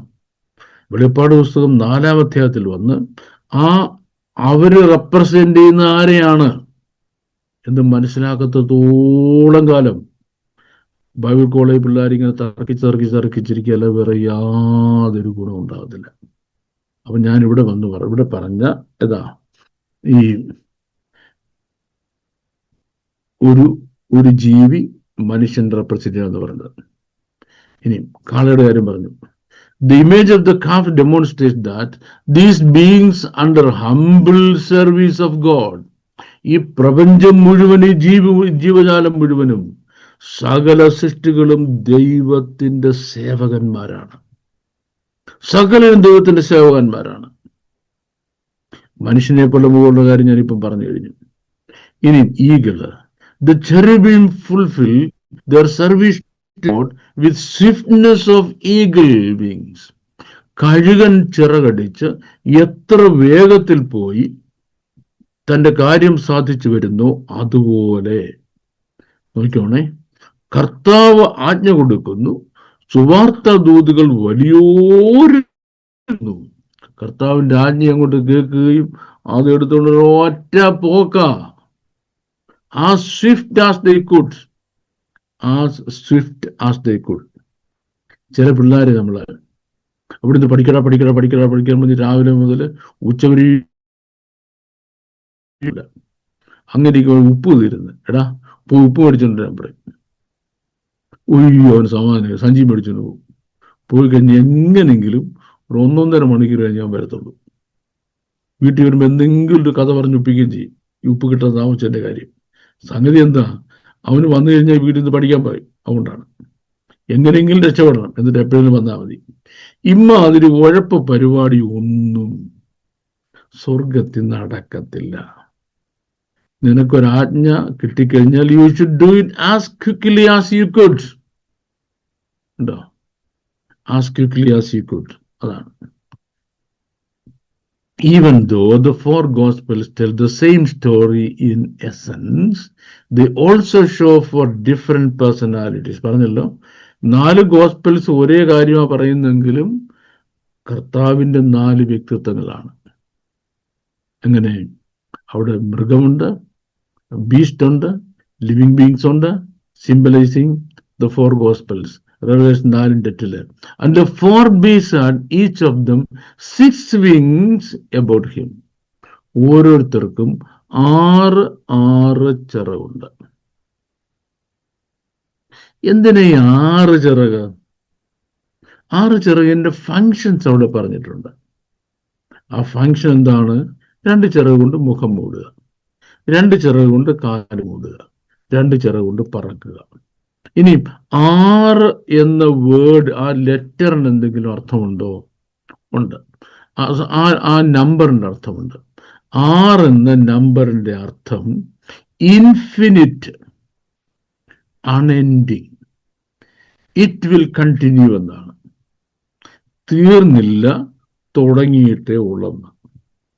തീർന്നില്ല, നമ്മുടെ വെളിപ്പാട് ദിവസം പഠിപ്പിക്കുക പോലെ തീർന്നില്ല, തുടങ്ങിയിട്ടേ ഉള്ളെന്നാണ്. കേട്ടോണം. ഒരു എക്സാമ്പിൾ പറയാൻ പോവാം. രൂത്തിന് ബോവസ് 6 അടങ്ങഴി യവം അളന്നു കൊടുത്തു. എന്തിനാ 6 അടങ്ങഴി യവം അളന്നു കൊടുത്തത്? പുള്ളിക്ക് 5 അടങ്ങഴി കൊടുത്തപ്പോ അല്ലെ ഒന്നുകൂടെ കൊടുത്താൽ തികഞ്ഞല്ലോ. 6 അടങ്ങഴി യവം അളന്നു കൊടുക്കാൻ കാരണം it has not finished yet, it is going to continue എന്നാണ്. തീർന്നില്ല, തുടരാൻ പോകുന്നുള്ളതാണ്. അപ്പൊ ഇവരുടെ സർവീസിന്റെ ഇത് തുടർന്നുകൊണ്ടേയിരിക്കുമെന്നാണ്. എപ്പോ തുറന്നുകൊണ്ടിരിക്കും? നിത്യത മുഴുവൻ അങ്ങനെ തുറന്നുകൊണ്ടിരിക്കും. അതാണ് ഇവരുടെ സർവീസിന്റെ പ്രത്യേകത. അപ്പൊ നമ്മൾ ഈ ഭൂമിയിൽ നമ്മളിപ്പോ കർത്താവിന്റെ വേല ചെയ്യുന്നു അല്ലേ? നമ്മൾ ഇവിടം വിട്ട് നമ്മൾ ദൈവസന്നിധിയിൽ ചേർക്കപ്പെട്ട് കഴിഞ്ഞാൽ നമ്മൾ ആരും അവിടെ സുവിശേഷം പ്രസംഗിക്കാൻ പോകുന്നില്ല. നമ്മൾ ആരോട് ഉപവാസ പ്രാർത്ഥന നടത്താൻ പോകുന്നില്ല. അയ്യോ, അവിടെ ചെന്ന് ഉപവാസത്തിലല്ലോ എന്ന് ഓർത്തപ്പോഴാണ് ജോഷുവ പാസ്റ്റർക്ക് സമാധാനമായത്. ഇല്ലേ? മറ്റെല്ലാ ആഴ്ചയും ജോഷുവ പാസ്റ്റർ അസിസ്റ്റന്റ് പാസ്റ്റർ പോകാതിരിക്കാൻ പറ്റുമോ? ഇല്ലേ? ഇപ്പൊ പിന്നെ പെന്തക്കോസ്തുകാരൊക്കെ ഈ 2 മുട്ട പോകുന്ന പറയുന്നത്. ഇല്ലേ ഷാജി പാസ്റ്ററെ? 2 മുട്ടയില്ലെങ്കിൽ എങ്ങനെ ഉപവാസം എടുക്കാൻ പറ്റും? സ്വർഗത്തിൽ ചെന്നാൽ ഉപവാസ പ്രാർത്ഥന എടുക്കണമെന്ന് പറയുമ്പോഴേക്ക് എന്തോ ഒരു ചൈതന്യം എന്നറിയോ. തൻ്റെ മകനായ യോസേഫ് ജീവിച്ചിരുന്ന് കേട്ടപ്പോൾ യാക്കോവിന് ചൈതന്യം ഉണ്ടെന്ന് പറയുന്ന പോലെ അവിടെ ചെന്ന് ഉപവാസം എടുക്കണമെന്ന് പറയുമ്പോൾ ഓക്കെ. അപ്പൊ നമ്മുടെ ഈ ഭൂമിയിലെ സർവീസസ് ഒക്കെ ഇവിടെ കൊണ്ട് തീരുന്നതാണ് ഞാൻ പറഞ്ഞത്. അപ്പം ഓരോ സർവീസിനും ഒരു ലിമിറ്റ് ഉണ്ട്. അത് കഴിഞ്ഞാൽ പിന്നെ സർവീസ് ഇല്ല. പക്ഷെ ഈ ദൂതന്മാരുടെ സർവീസ് അത് ഇൻഫിനിറ്റ് ആണ്. അത് ഒരിക്കലും തീരത്തില്ല. അതാണ് 6 ചിറകിന്റെ വേറെ പ്രത്യേകത. ദെൻ രണ്ടിന്റെ കാര്യം ഞാൻ പറഞ്ഞു. അവര് holy holy Lord God almighty, സൈന്യങ്ങളുടെ ദൈവമായ യഹോവ പരിശുദ്ധൻ പരിശുദ്ധൻ പരിശുദ്ധൻ എന്ന് ആർത്ത് വിളിക്കുകയാണ്. അതിനെ 3 പ്രാവശ്യം പറയുന്നേ. ചില 1 പ്രാവശ്യം പറഞ്ഞാൽ പരിശുദ്ധനായില്ലയോ? ഈ 3 പ്രാവശ്യം പറഞ്ഞില്ലെങ്കിൽ പരിശുദ്ധം നടക്കത്തില്ലയോ? എന്തോ ഇടപാടാ.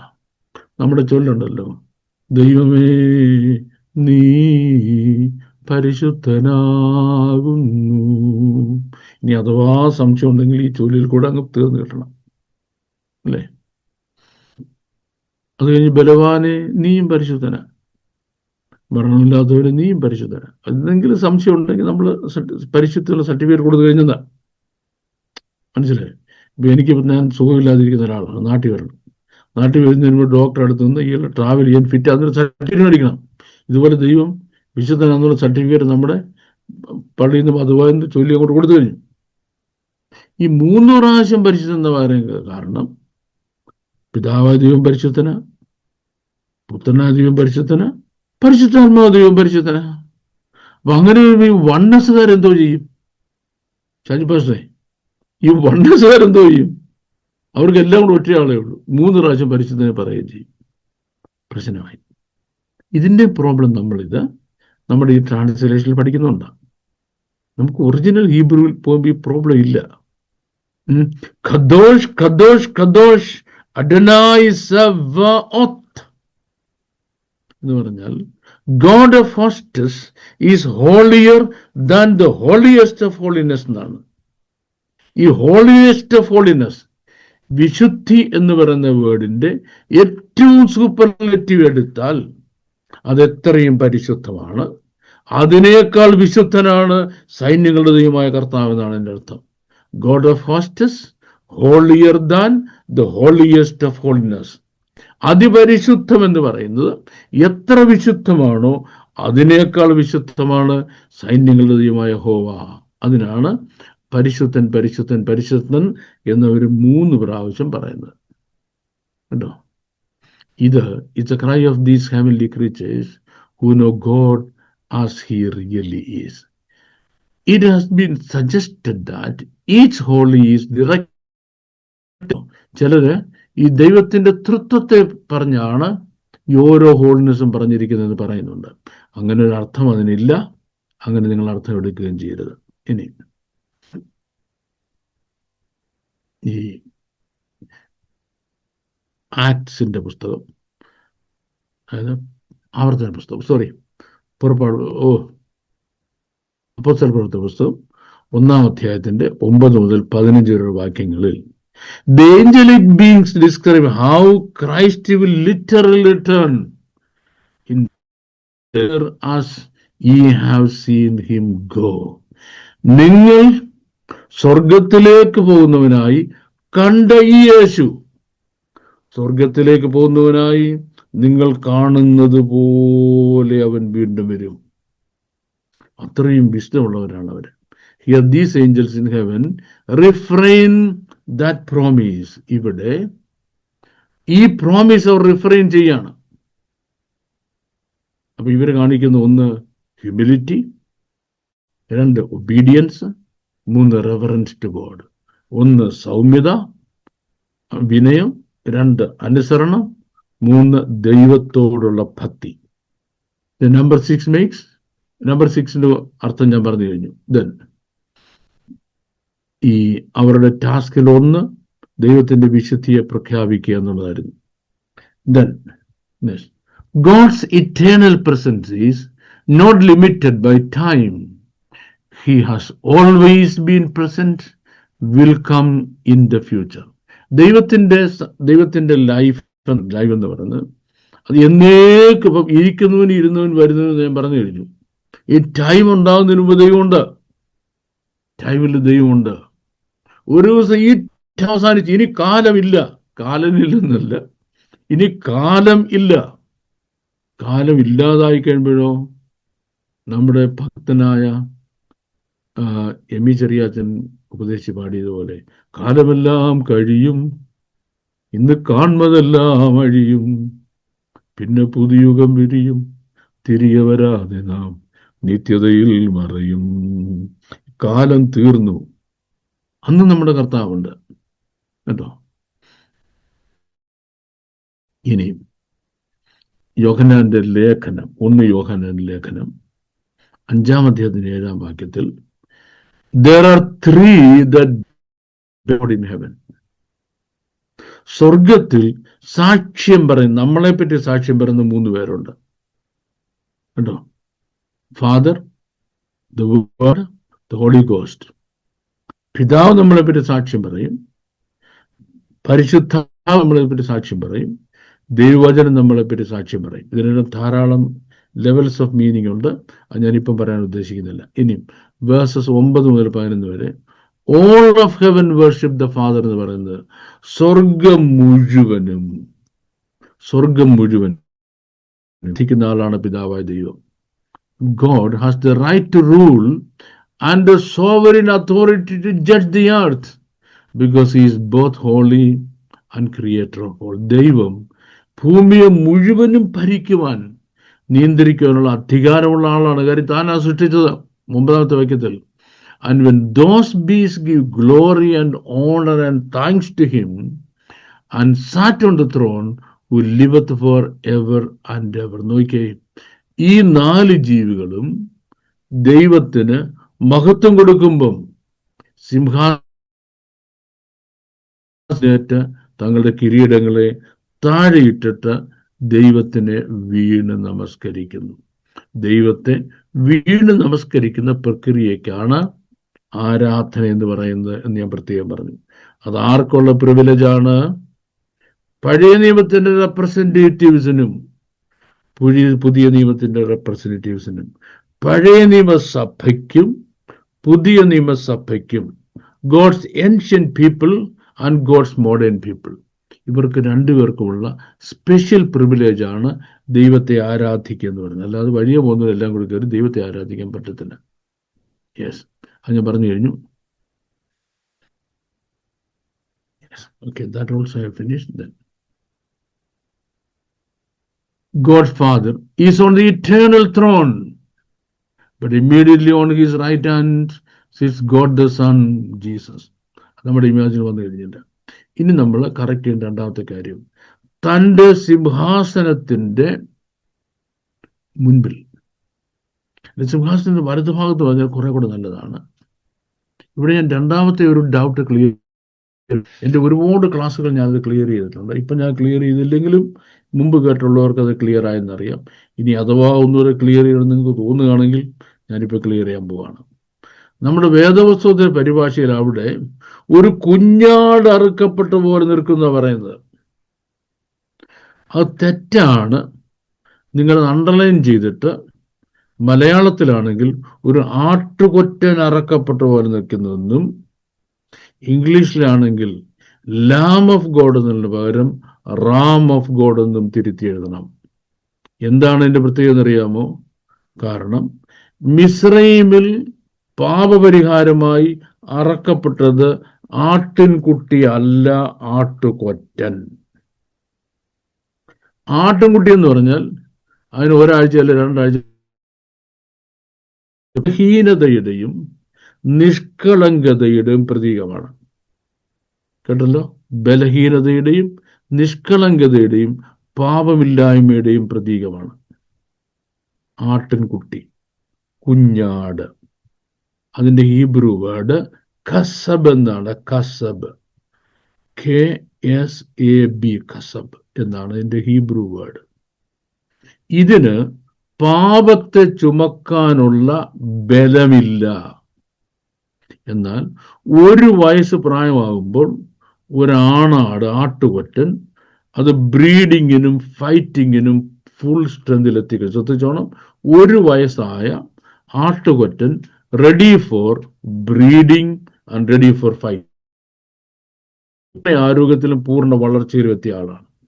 നമ്മുടെ വാഴ്ത്തപ്പെട്ട കർത്താവ് നമ്മുടെ പാപങ്ങളെ ചുമന്നു. ഉണ്ണിയേശുവല്ല കാൽവറിയിൽ പോയത്.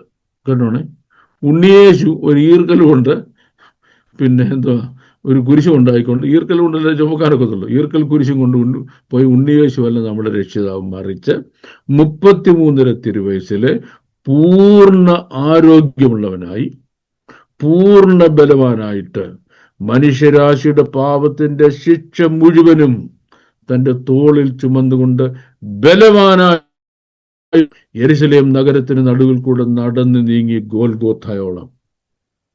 ഈ വാഴ്ത്തപ്പെട്ട കർത്താവിനെ ഒരു കുഞ്ഞാട് ഇറക്കപ്പെട്ട പോലെ നിൽക്കുന്നു പറയാൻ കാരണം ഹീബ്രുവിൽ 2 വേർഡുണ്ട്.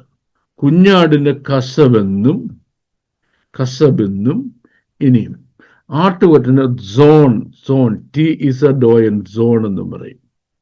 പക്ഷെങ്കിൽ ഈ പരിഭാഷപ്പെടുത്തിയ കക്ഷികൾക്ക് പിടികിട്ടാഞ്ഞാണോ അതോ ഗ്രീക്കുകാർ വരുത്തിയ അബദ്ധമാണോ എന്ന് എനിക്ക് തീർത്തും ഒരു കാര്യം ഞാൻ പറയാം. ഇത് കാരണം നമുക്ക് ഉണ്ടായിട്ടുള്ള പാട്ടുകൾ എൻ്റെ ദൈവമേ 1 2 പാട്ട്, കുഞ്ഞാട്ടിൻ തിരുരക്തത്താൽ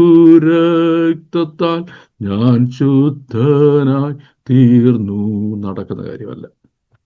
ദൈവ കുഞ്ഞാടേ നീ യോഗ്യൻ നീ അല്ലെ, കുഞ്ഞാട് നീ യോഗ്യൻ. കുഞ്ഞാടല്ല യോഗ്യൻ, ദ റാം ഓഫ് ഗോഡ്, ആട്ടുകൊറ്റനാണ് യോഗ്യൻ. എന്തുകൊണ്ട്? ആട്ടുകൊറ്റന് പാപങ്ങളെ ചുമക്കും. അപ്പം അവിടെ നിൽക്കുന്ന ആരാണ്? ആട്ടുകൊറ്റനാണ്. ഈ ആട്ടുകൊറ്റനോട് ഇവരെന്താ പറയുന്നത്? ആട്ടുകൊറ്റനോട് അവർ പറയുന്നത്, ram of God you are worthy. അങ്ങനെ ട്രാൻസ്ലേറ്റ് ചെയ്യണമായിരുന്നു. അതുകൊണ്ടാണ് ഇംഗ്ലീഷ് ഒരിക്കലും സന്തോഷമില്ലാത്തത്. Ram of God you are worthy. എങ്ങനെ പറയണം? ആട്ടുകൊറ്റനെ അങ്ങ് യോഗ്യൻ. എന്നിട്ട് പറയുന്നു, അങ്ങ് അറുക്കപ്പെട്ടു, അങ്ങയുടെ രക്തം കൊണ്ട് അങ്ങ് ഗോത്രങ്ങളിൽ നിന്ന്, ഭാഷകളിൽ നിന്ന്, വംശങ്ങളിൽ നിന്ന്, ജാതികളിൽ നിന്ന് ഞങ്ങളെ വിലയ്ക്ക് വാങ്ങി അങ്ങയുടെ ദൈവത്തിന്, അടുത്തത്, രാജ്യവും പുരോഹിതന്മാരുമാക്കി. You made us a kingdom and you made us priest. രാജാക്കന്മാരും പുരോഹിതന്മാരും ആക്കിയെന്നല്ല, you made us a kingdom. Made us a kingdom.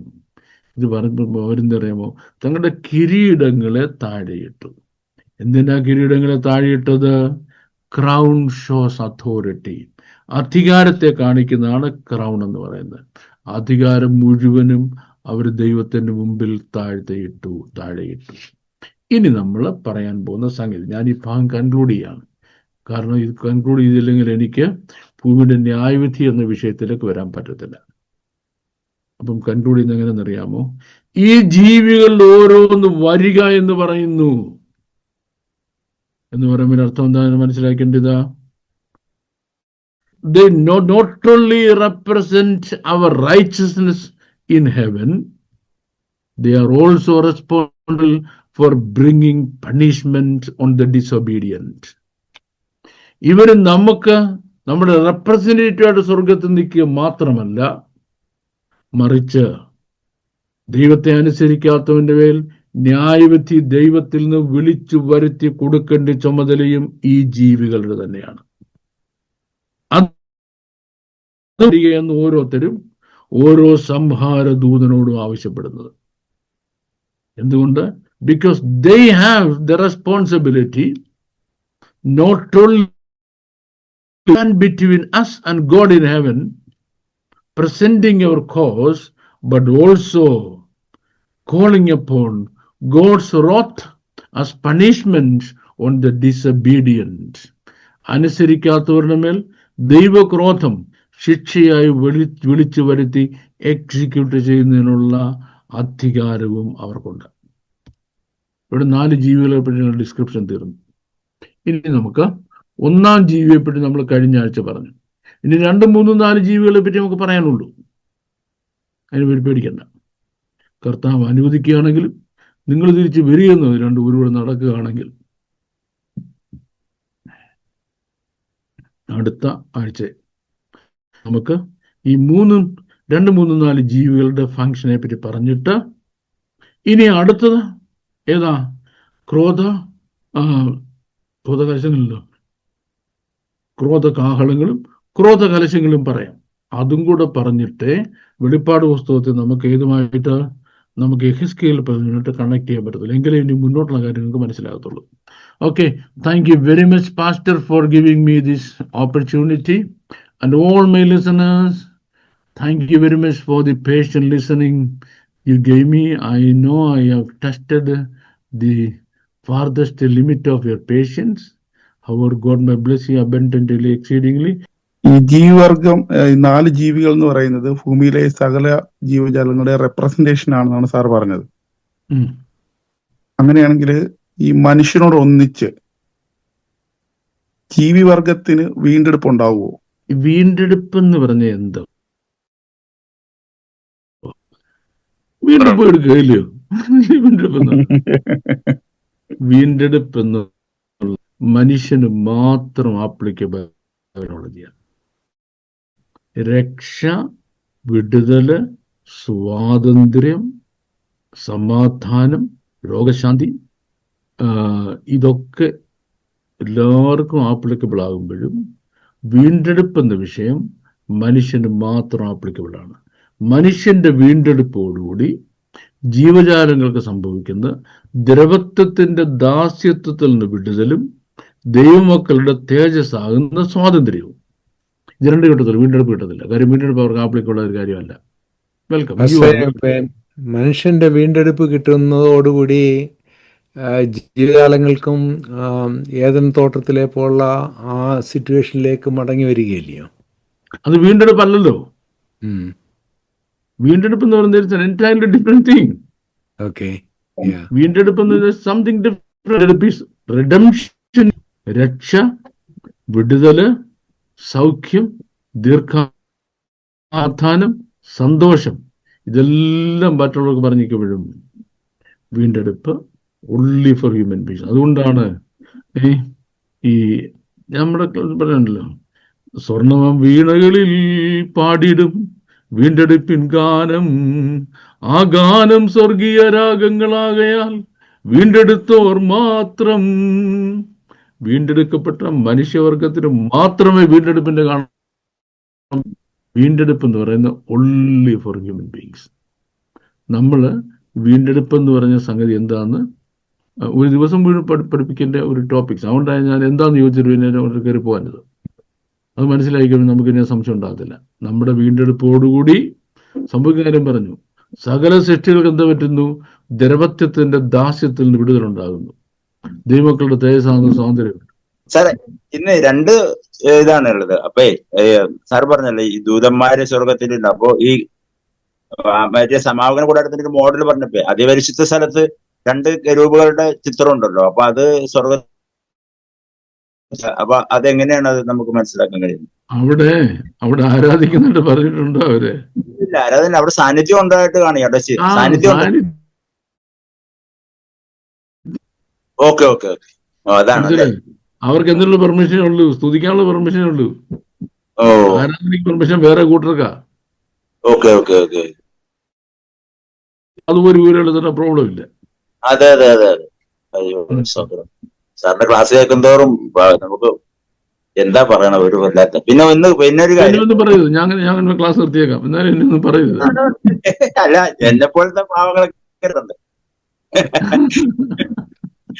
അല്ല സാറ് പറഞ്ഞില്ലേ മറ്റേ പുറകിലത്തെ കണ്ണ് ഫ്രണ്ടിലത്തെ കണ്ണെന്ന് 4 കണ്ണെന്ന് പറഞ്ഞില്ല. അപ്പോൾ കാണുന്ന കാര്യങ്ങൾ കർത്താവിന് റിപ്പോർട്ട് ചെയ്യുന്നു. അങ്ങനെയാണെങ്കിൽ അപ്പൊ നമ്മളുടെ തന്നെ ഫോട്ടോ കൊടുക്കൊണ്ടിരിക്കുക. അതെ അതെ. അപ്പൊ നമ്മള് കർത്താവിന്റെ സാക്ഷിയായി. ബ്രദർ വളരെ സൂക്ഷിച്ചു വേണം വണ്ടി ഓടിച്ചോണ്ട് വഴിയെ പോകാനായിട്ട്. അതെ അതെ ശ്രദ്ധിച്ച് അതെ. റോഡിൽ മാത്രം ശ്രദ്ധിച്ച് പോക്കണം. ഓമേൻ, താങ്ക് യു. വലിയ ആര് പോയെന്ന് നോക്കണ്ട. ഈ സുവിശേഷ വേലയൊക്കെ കർത്താവിന്റെ സന്നിധിയിലല്ലേ നമ്മൾ തെരുവിൽ നിന്ന് പ്രസംഗിക്കുന്നതൊക്കെ സാക്ഷ്യത്തിനായിട്ടേ എത്തുമെന്ന് വിചാരിക്കാം അല്ലെ? നമ്മൾ വീടുകളിലേക്ക് പോയി വചനം പങ്കുവെക്കുന്നതൊക്കെ. അപ്പൊ ഞാൻ ചില സമയത്തെ മടി പിടിച്ചിരിക്കാറുണ്ട് വിലപ്പെട്ട ദാസനായിട്ട്. അപ്പൊ അതൊക്കെ എനിക്ക് കുഴപ്പത്തിലേക്ക് വരും. സുവിശേഷം പറയാണ്ട് മടി പിടിച്ചൊക്കെ ഇരിക്കാൻ. ശ്രദ്ധിച്ചു വെളിപ്പാട് പറഞ്ഞിട്ടുണ്ട്, നിന്റെ പ്രവൃത്തി ദൈവസന്നിധിയിൽ നീതിയുള്ളതായി കണ്ടില്ലെന്ന്. അപ്പൊ സുവിശേഷത്തിൽ അത് കറക്റ്റ് അങ്ങ് എത്തത്തില്ലെന്ന്. ആമേ സോദര, praise the Lord, praise the Lord. Okay okay okay okay. അപ്പൊ ഓക്കെ, താങ്ക് യു സാറേ, സന്തോഷം. No problem. സാറേ ഒരു അതായത് ഇപ്പൊ ഞാൻ എന്റെ ഒരു അറിവനുസരിച്ചാണെങ്കിൽ സെക്രിയ പുസ്തകം, ദാനിയലിന്റെ പുസ്തകം, എസെക്കിയേൽ പുസ്തകം, ദാനിയലിന്റെ പുസ്തകം അല്ലെങ്കിൽ അതിനോടനുബന്ധിച്ചുള്ള മത്തായിയുടെ സുവിശേഷങ്ങളിലുള്ള അനുബന്ധിച്ചുള്ള വിഷയങ്ങളെ ക്രോഡീകരിച്ച് സമഗ്രമായി ഇതുപോലെ സാർ പറയുന്ന പോലെ ഒരു പുസ്തകം മലയാളത്തിലില്ല. ഇംഗ്ലീഷിലുണ്ടോന്ന് എനിക്കറിയില്ല. ഞാൻ എന്റെ ബുദ്ധിക്കെത്താത്ത വൻകാര്യങ്ങൾ അത്ഭുത വിഷയങ്ങളിൽ ഇടപെടാറില്ല. അയ്യോ കർത്താവ്, ഭാഷ അതിനകത്ത് ഇടപെടണം. ഈ പുസ്തകം ഇങ്ങനെയൊന്ന് ക്രോഡീകരിച്ച് എഴുതണം. അതൊക്കെ ഓരോരുത്തരുടെ പുസ്തകം എഴുതും, അത് വിറ്റ് കാശാക്കിയോട്ടെ. അതിനെ പറ്റി പറഞ്ഞ എന്റെ പണിയല്ല. സോദരം സോദരം. Okay, thank you thank you thank you thank you. Aipu Varghese have a question. Aipu Varghese. Sir ദൈവം പരിശുദ്ധൻ പരിശുദ്ധൻ പരിശുദ്ധൻ എന്ന് 3 പ്രാവശ്യം പറയുന്ന കാര്യത്തെപ്പറ്റി എനിക്ക് മനസ്സിലായില്ല. ആദ്യം അദ്ദേഹം പറഞ്ഞത് പിതാവായ ദൈവം, പുത്രനായ ദൈവം, പരിശുദ്ധാത്മാവ് ദൈവം പരിശുദ്ധൻ. പിന്നീട് അതിനെ കോൺട്രഡിക്ട് ചെയ്യുന്ന പോലെ ഒരു റിമാർക്ക് വന്ന പോലെ എനിക്ക് തോന്നി. അതിനെ കംപ്ലീറ്റ് കോൺട്രഡിക്ട് ചെയ്തല്ലോ. കോൺട്രഡിക്ട് ചെയ്യുന്ന പോലെയല്ല, കംപ്ലീറ്റ് കോൺട്രഡിക്ട് ചെയ്തില്ലയോ? Okay okay okay. അതിന്റെ പരിഭാഷയിലും അതിന്റെ റിയൽ മീനിങ് എഴുതിയ ഭാഷയിലും അർത്ഥം അറിയാൻ വയ്യാത്തവര് അവരുടെ മനസ്സിൽ തോന്നി എഴുതി വെച്ചാല് പിതാവ് പരിശുദ്ധൻ, പുത്രൻ പരിശുദ്ധൻ, പരിശുദ്ധാത്മാ പരിശുദ്ധൻ എന്ന്. അർത്ഥം ഭാഷയുടെ അർത്ഥം God of host, holier, holiest of holiness. അതിപരിശുദ്ധം എന്ന് നമ്മൾ പറയുമ്പോൾ അത് എത്രയും പരിശുദ്ധമാണോ അതിനേക്കാൾ പരിശുദ്ധമാണ് സ്വർഗസ്ഥനായ സൈന്യങ്ങളുടെ ദൈവമായ കർത്താവ് എന്നാണ് ഇതിനർത്ഥം. 3 പേർക്കും പരിശുദ്ധി 3 വീതിച്ചു കൊടുക്കുന്ന പരിപാടിയല്ല. ക്ലിയർ ആയി. Okay, thank you. Thank you. No problem.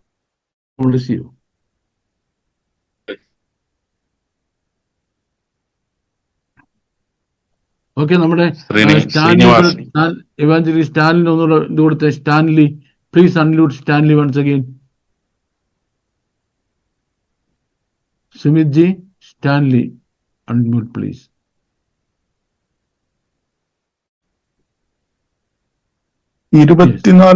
ഇരുപത്തിനാല് മൂപ്പന്മാരുടെ കാര്യം സാർ പറഞ്ഞല്ലോ. ഏൻഷ്യൻ പീപ്പിളിനെയും മോഡേൺ പീപ്പിളിനെയും ആണ് റെപ്രസെന്റ് ചെയ്യുന്നതെന്ന് പറഞ്ഞു. അതിന് നമുക്ക് ബൈബിളിന്റെ ഏതെങ്കിലും ഭാഗത്തുനിന്ന് തെളിവായിട്ട് സ്വീകരിക്കാൻ എന്തെങ്കിലും കാര്യങ്ങളുണ്ടോ?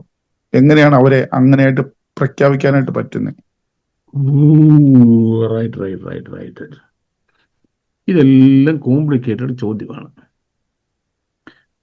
ഇന്ന് തന്നെ കോംപ്ലിക്കേറ്റഡ് ആക്കുമെന്ന് തീരുമാനിച്ചാണെങ്കിലും ഭാര്യയോട് അങ്ങനെ പറഞ്ഞ് ഉറപ്പെടുത്തണം നിന്ന് വന്നിരിക്കുന്ന ക്ലാസ്സിന്.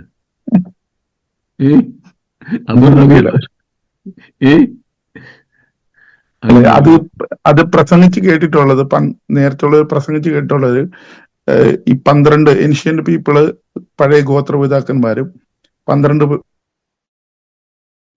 ശിഷ്യന്മാരുമാണെന്ന് പറഞ്ഞിട്ട് പലരും പ്രസംഗിക്കുന്ന കേട്ടിട്ടുണ്ട്. പക്ഷെ അവരെ സ്വർഗീയ ജീവികളായിട്ട് തന്നെ കരുതിയ പോരെ? അത് ഈ ഏൻഷ്യൻ മോഡേൺ വേൾഡിന്റെയും റെപ്രസെന്റേഷൻ എന്ന് പറയേണ്ട കാര്യമുണ്ടോ? പറയേണ്ട കാര്യമുണ്ട്, ഉണ്ട്, ഉണ്ടെന്നേ. തീർന്നില്ലേ? പാസ്റ്റ് ചോദിച്ചുകൊണ്ട് ഞാൻ ക്ലിയർ ആയിട്ട് ഉത്തരം പറഞ്ഞുതരാം. സാറിന് ഒരാൾ ചോദ്യം ചോദിച്ചാൽ പോയി കണ്ടുപിടിക്കാൻ പറയും. നിങ്ങൾ ആദ്യം വേദന വായിക്കും. നിങ്ങൾ വായിക്കാത്ത എന്റെ കുഴപ്പമൊന്നേ ചോദിക്കത്തുള്ളൂ. ഞാന് മണ്ടന്മാർക്ക് മറുപടി പറയാറില്ലെന്നും പറയും. പുതിയ യെരുശലേം എന്ന നഗരത്തിന് 12 ഗോപുരങ്ങളും 12 അടിസ്ഥാന കല്ലുകളുമാണ്, അല്ലേ? അതെ. ആണല്ലോ. അതെ. 12 അടിസ്ഥാന കല്ലുകൾ ഓരോന്നും അപ്പോസ്തലന്മാരുടെ പേര് എഴുതിയിരിക്കുന്നത്, അല്ലേ? അതെ. ആണല്ലോ. 12 ഗോപുരങ്ങൾ ഓരോ ആരുടെ പേരില്ല? 12 ഗോത്രങ്ങളുടെ പേരില്ല, അല്ലേ? ബൈബിളിൽ തന്നെ ക്ലിയർ ആയിട്ട് പറഞ്ഞിരിക്കേ. നമ്മളെന്തിനാണ് പുറത്തു പോയി ആൻസർ കണ്ടുപിടിക്കാൻ പോകുന്നത്?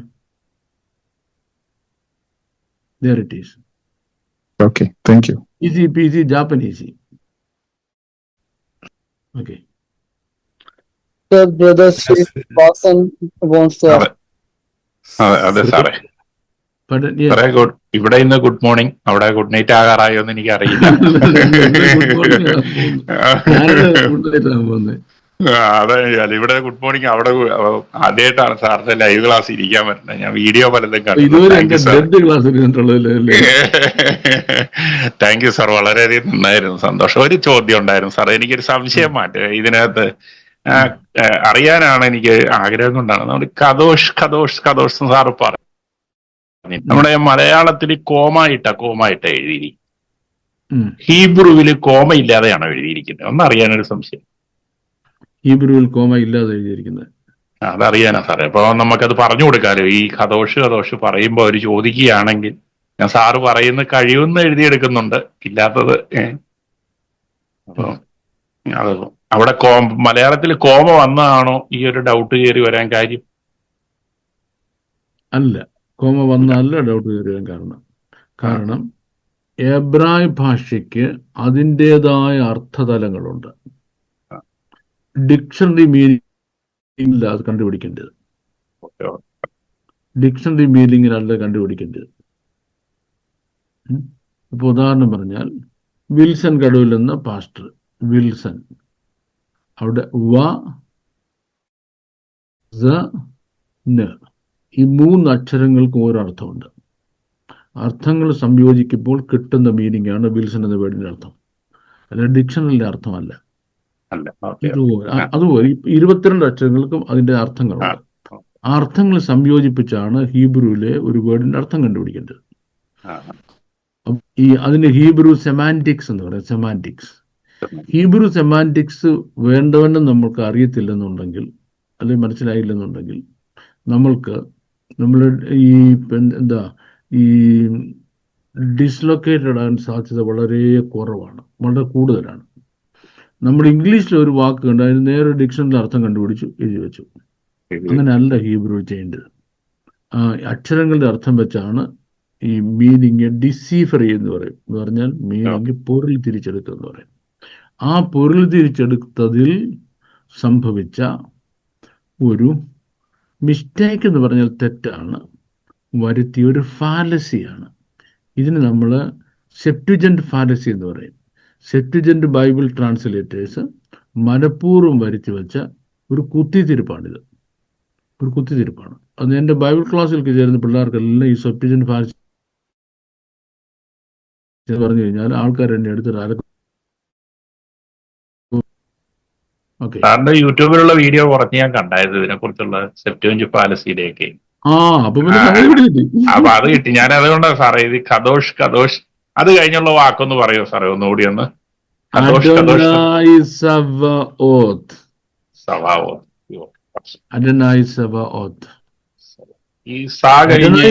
എന്ന് പറയുന്നത് സൈന്യങ്ങളുമായി ഹോദിൽ പരിചയപ്പെടുത്തിയിരിക്കുന്നത്.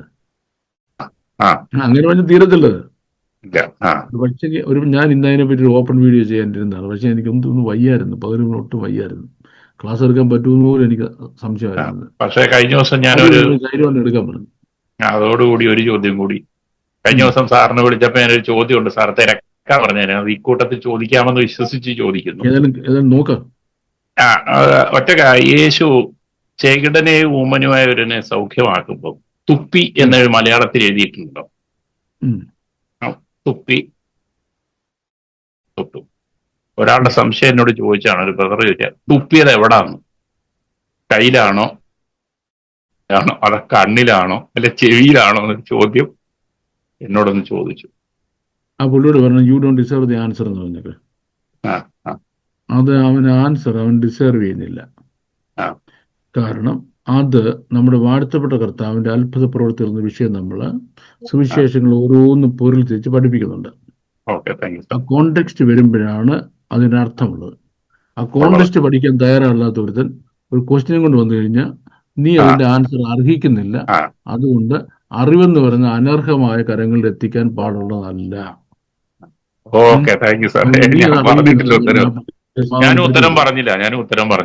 കർത്താവും പറഞ്ഞില്ല, ഞാനോ ഒരു ഉത്തരം പറഞ്ഞില്ലെന്ന് പറഞ്ഞു.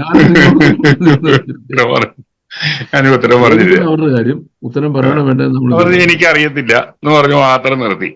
അതെ, അങ്ങനല്ല, എനിക്ക് അറിയാം, നിന്നോട് പറയാൻ എനിക്ക് മനസ്സില്ല. പിന്നെ ഒരു ചോദ്യം സാറ് ഒന്ന് ഡീറ്റെയിൽ ചെയ്തതാണ്. ഈ നമ്മൾ കർത്താവ് ഒരു അനീതിയുള്ള മാമോനെ കൊണ്ട് നിങ്ങൾ സുഹൃത്തുക്കളെ ഉണ്ടാക്കിക്കൊള്ളു, അത് ഒരു കോമ ഇട്ടിട്ട് എഴുതിയിട്ടുണ്ട്. അതില്ലാതെയാകുമ്പോൾ അവിടെ നിത്യരാജ്യങ്ങൾ, അത് ഒരു വായിക്കുമ്പോൾ ഒരു വല്ലാത്തൊരു വിഷമം തോന്നുന്നുണ്ട്. രണ്ട് നെഗറ്റീവ് സ്റ്റേറ്റ്മെന്റ് വന്നതുപോലെ.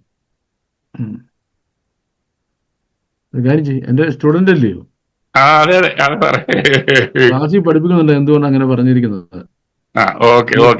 കോണ്ടെക്സ്റ്റ് പറയാതെ ഇപ്പൊ അനീവ് സാറിനൊക്കെ നല്ലോണം അറിയാം എന്താന്ന്. അറിയാം സാർ. എന്നാലും ഈ എടുത്ത് ചോദിക്കുമ്പോ ഞാൻ പറഞ്ഞു എനിക്കിപ്പൊ അറിയത്തില്ല എന്ന് ഞാൻ പറഞ്ഞങ്ങ് നിർത്തിയത്. കാര്യം ഇവരോടൊന്നും മറുപടി പറയരുത്. കാര്യം സ്വർഗരാജ്യത്തിന്റെ മർമ്മങ്ങളെ ഗ്രഹിക്കാൻ നിങ്ങൾക്ക് വരം ലഭിച്ചിരിക്കുന്നു, പുറത്തുള്ളവർക്ക് ലഭിച്ചിട്ടില്ല. പുറത്തുള്ളവർക്ക് പറഞ്ഞു കൊടുക്കേണ്ട കാര്യം ഇവിടെ പറഞ്ഞ നിനക്ക് എന്നുള്ള വരമില്ല. നീ നാണ്ട ബാബുജോണ്ട് ക്ലാസ്സിൽ പോയി 2 രൂപ കൊടുത്ത് തരാൻ പറയണം, ഫീസ്. അല്ല, ഞാൻ അങ്ങനെ തന്നെ പറഞ്ഞു. താല്പര്യമുള്ളവര് ഒറിജിനലിൽ നിന്ന് പഠിപ്പിക്കുന്ന ആളുണ്ട്, വേണമെങ്കിൽ ഞാൻ ലിങ്ക് വരാം, നിങ്ങൾ ചോദിക്കാൻ പറഞ്ഞു. പക്ഷെ അവര് നല്ലപോലെ പുറൽ തിരിച്ച് പഠിപ്പിക്കുന്ന ടോപ്പിക്സ് ആണ്. അതുകൊണ്ട് മര്യാദയ്ക്ക് വേണമെന്നുണ്ടെങ്കിൽ ജോയിൻ ചെയ്യാൻ പറ, അപ്പൊ പഠിക്കാന്ന് പറ. ഓക്കെ, താങ്ക് യു സാറേ, thank you okay, thank U. Anuj sir എന്തോ ചോദിക്കാൻ, അനൂജ് സാറിന്റെ ചോദ്യങ്ങളൊക്കെ എനിക്ക് വിഷമം ഉണ്ടാക്കുന്നതാണ്. ഇല്ല സാറേ, thank God for the wonderful class. സാറേ, ഈ ലയൺ സ്ട്രെങ്ത് എന്ന് പറഞ്ഞപ്പോ സാംസ് 103:20 എന്ന് പറഞ്ഞു.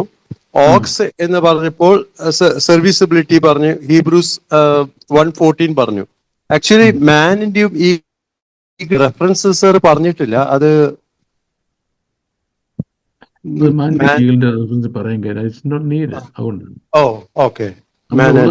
എല്ലാം പറഞ്ഞു ഇന്ന് എത്തത്തില്ലല്ലോ. എത്തണ്ടായ സാറേ. ഓക്കെ സാറേ, thank you.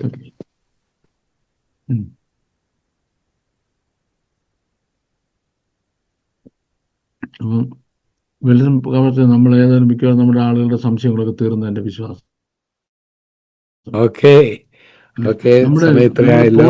John Paul pastor പോയോ? ഉണ്ട്, ഇവിടെ ഉണ്ട്. ഇന്ന് അദ്ദേഹത്തിന് എനിക്കൊന്ന് വീഡിയോ ഓൺ ചെയ്യാൻ പറ്റത്തില്ല, അവിടെ ഭയങ്കര മഴയോ അങ്ങനെയൊക്കെ ഉണ്ടാണ്. കടന്നു വന്ന എല്ലാവർക്കും വീണ്ടും കർത്താവിന്റെ നാമത്തിൽ വന്ദനം അറിയിക്കുന്നു. കർത്താവ് വരുവാൻ താമസിച്ചാല് അടുത്ത ആഴ്ചയില് same day, same time, same password, same everything, same meeting. Okay, കർത്താവ് എല്ലാവരും. God bless you. Thank you.